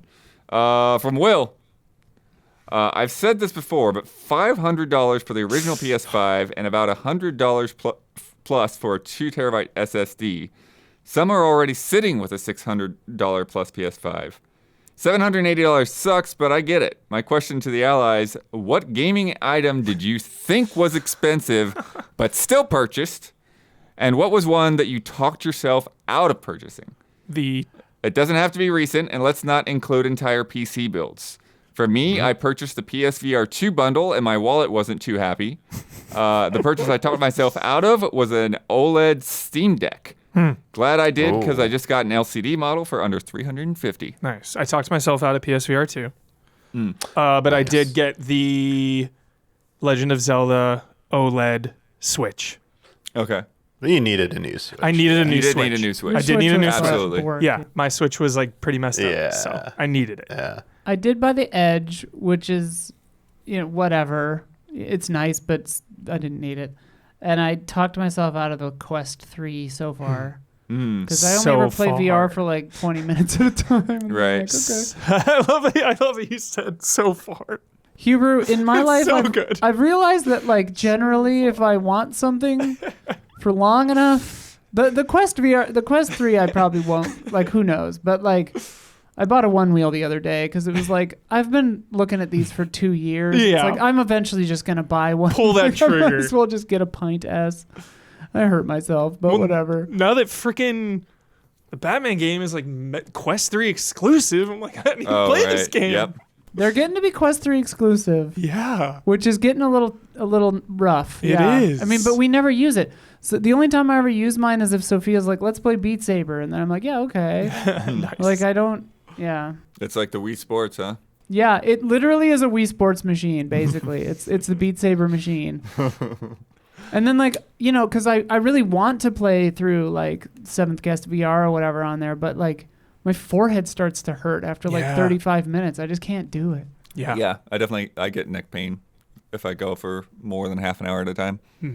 Yeah. Usually. Sometimes, it's kind of like how sometimes some games will keep you up no matter what. And other games is like, oh, I'm too tired, I got to go to bed. Yeah. I think that's the same kind of thing. with VR. Most of the time, I'm gonna get too tired and sore. Once in a while, there'll be some game that like, oh, I was in here for 2 hours and I'm okay. Final Fantasy VII Rebirth, dude, a 6 a.m. game. I'm not going to sleep. It's very true. Very, very true. Damiani? So true. PS4 Pro, I got, and talked myself out of probably Steam Decks. Yeah, I think I was close at one point to getting one, and I was like, am I really gonna get this just to play like 1 or 2 games? Is like, because for whatever reason I like playing my PC games at my PC, and then I like playing portable games on my Switch. I don't care if they're like underpowered or whatever. It's like I mean, most of the games I play on my Switch, Steam Deck's like, a big chunk. I play like a lot of like collections. You know, we talked about Castlevania Dominus, but like I get a lot of like those games that seem like they're very well suited to run on Switch, especially in handheld mode, and like playing in that way. And some games I don't mind, like a Tears of the Kingdom. Like I mostly played that in docked mode, but every so often, you know, I'd play a little bit in handheld mode just because I wanted to keep playing. And that's never like the end of the world to me. But yeah, at the end of the day, I was like, I really don't need a Steam Deck. It's like is it really gonna be worth it in the end for my needs? And I was like, nah, don't need it. Right. I don't have like a singular thing that was like expensive but I went too deep on the Wii launch. The dwarves dug too greedily and deep. Because I was like out the gate, like I had a full set of Wiimotes and nunchucks and a classic controller, but then I also bought like 6 games or something like that. And including like stuff like Tony Hawk's Downhill Jam and like Trauma Center Second Opinion or something like that. And like Trauma Center, I don't think it's a bad game, but it was like I just never like I played it and then I never played it again. Yeah. Like same thing. I think I had like Call of Duty 3 as well. I think was a Wii launch game. Yep. And like I would pull it out and show people. But like I never played through that game. That's funny. Later Launch on, games, man. when they Launches will do did that. Modern Warfare and they just nailed it. Like Yeah. Modern Warfare on Wii was great, but it took years for them to get there. I mean, I got suckered in. They got me with Ridge Racer, like PSP, dude. I bought so many cruddy launch games. Like a lot of those launch games were not good. Yeah. And I remember buying like 3 or 4, and I'm just like, dude, these are not great. And it's like, okay, well, I've got Raving Rabbids for parties, which was great. We went back to them a million times. I got Wii Sports for parties. And I was going to spend most of my time with Zelda anyways. So why did I need like 3 other games? Tony Hawk. It's just the launch hype, dude. It's hard to resist. Elabits was another one I had in there that I don't know that I ever beat. And then I talked myself out of getting those minis. The NES and Super NES minis. Talked yourself out of it? Yeah.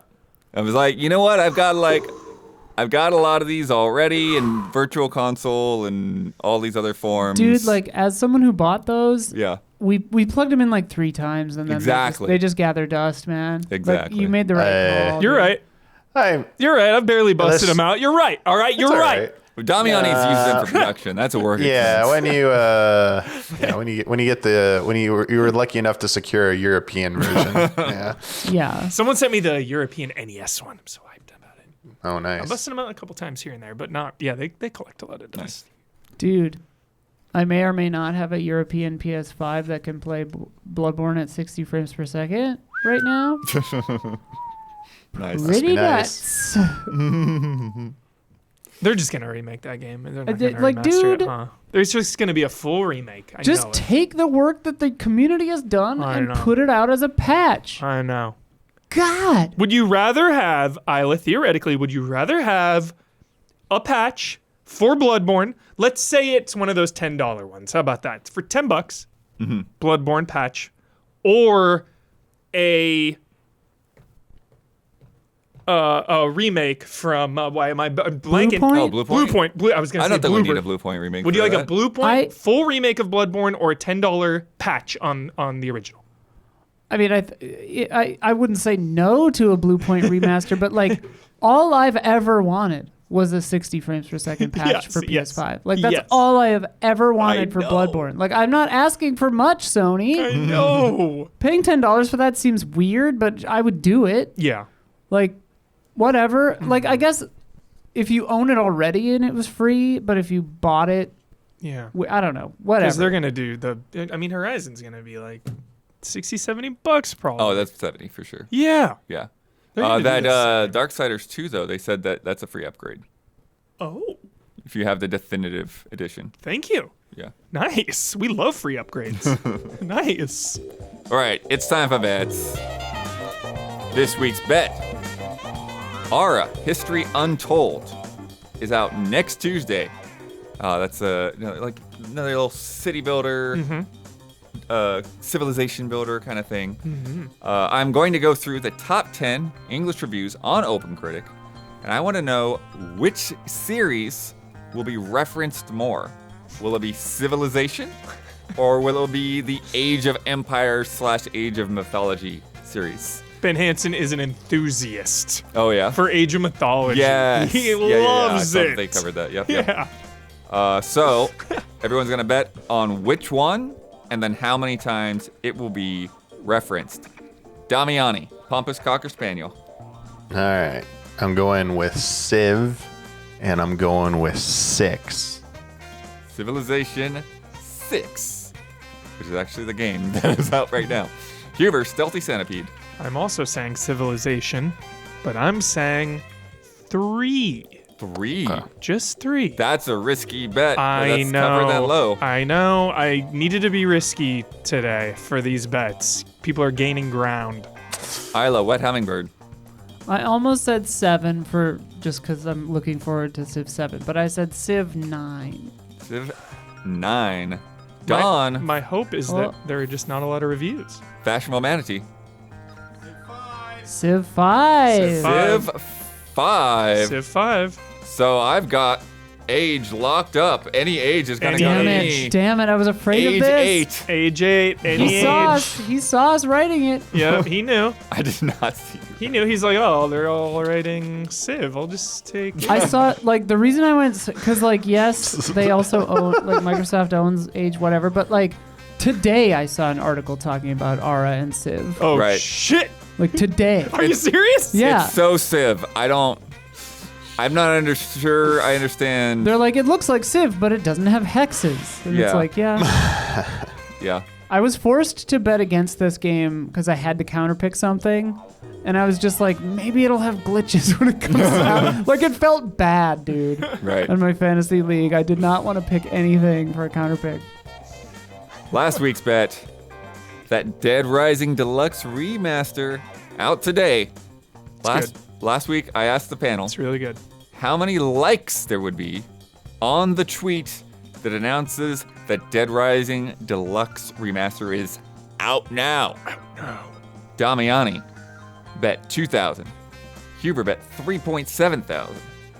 Isla bet 996. Dawn bet 850. Gabby bet an even 1,000.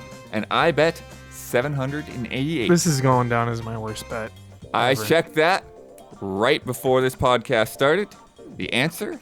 992. What? Isla was 4 off. Nice. That's crazy.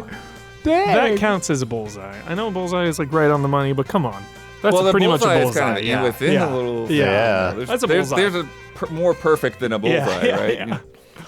yeah. Anyways, You can split Robin's arrow in twain, that's for sure. that brings the scores to 9 for the Stealthy Centipede and 6 for the Wet Hummingbird. Yay. Let me tell you about patreon.com/easyallies. Every month, this podcast brings you about a minimum, if we even ever get that low, of 8 to 10 hours per month. So if you're here watching this, consider spending about $5 every month to make that happen. You can go over to patreon.com/easyallies to do that and pitch in. And you get all kinds of fun rewards. You get this podcast 2 days early. You get it ad-free. You get bonus Love and Respect questions. You get to ask Love and Respect questions. So keep an eye on that every week. Get in there.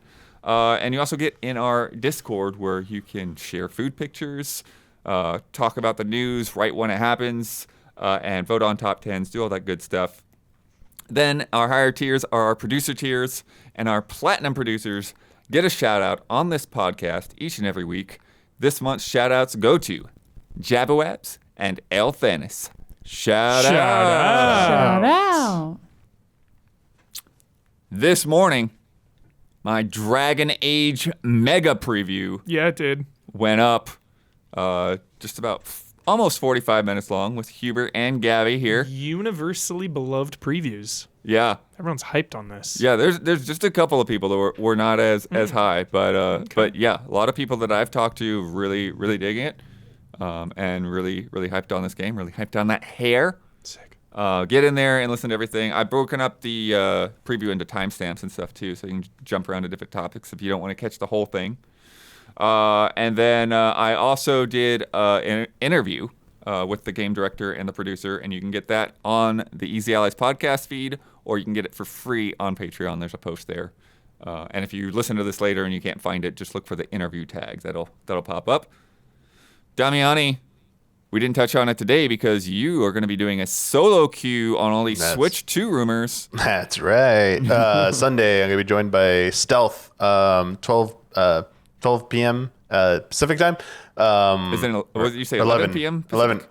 11 a.m. Pacific time. Time zones are hard. 11 a.m. Yeah, 11 a.m. Pacific time.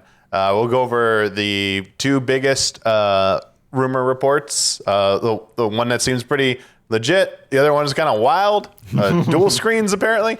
Right. And then leaked images now from people who leaked the Apple models. So a little bit more tangible. And yeah, it'll be fun. We'll be going over that, and we'll have some fun with that. And who knows? The week's not over yet. Well, I mean, you probably already saw this, but the people that the developers that apparently went to NOA, the limited run guy taking a photo out there.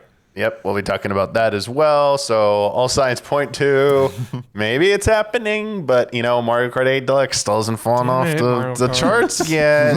But and we got see. extra weeks to wait. For some reason, the schedule it's like inconsistent. Right. So we're gonna get a few weeks into October before we get the August sales. A lot of people are on Team October for the reveal, so that would be beautiful if Deluxe falls off on that report, and then that week right after we get that announcement.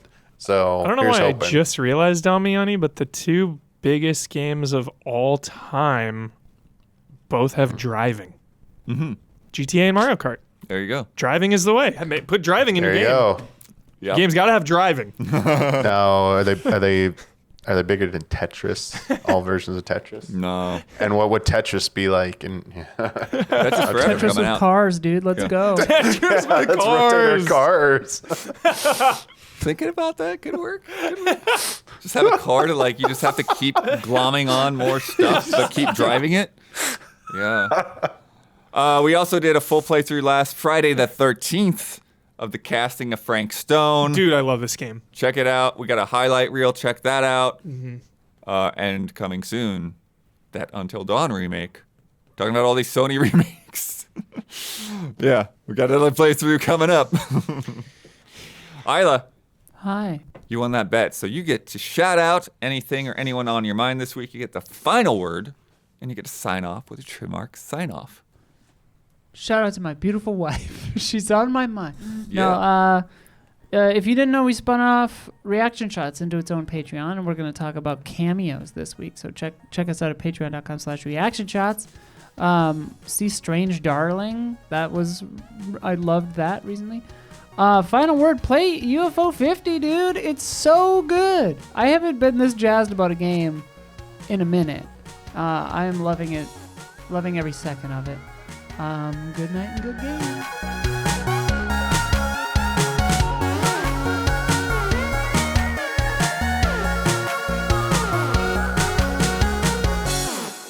Just let me feel, man.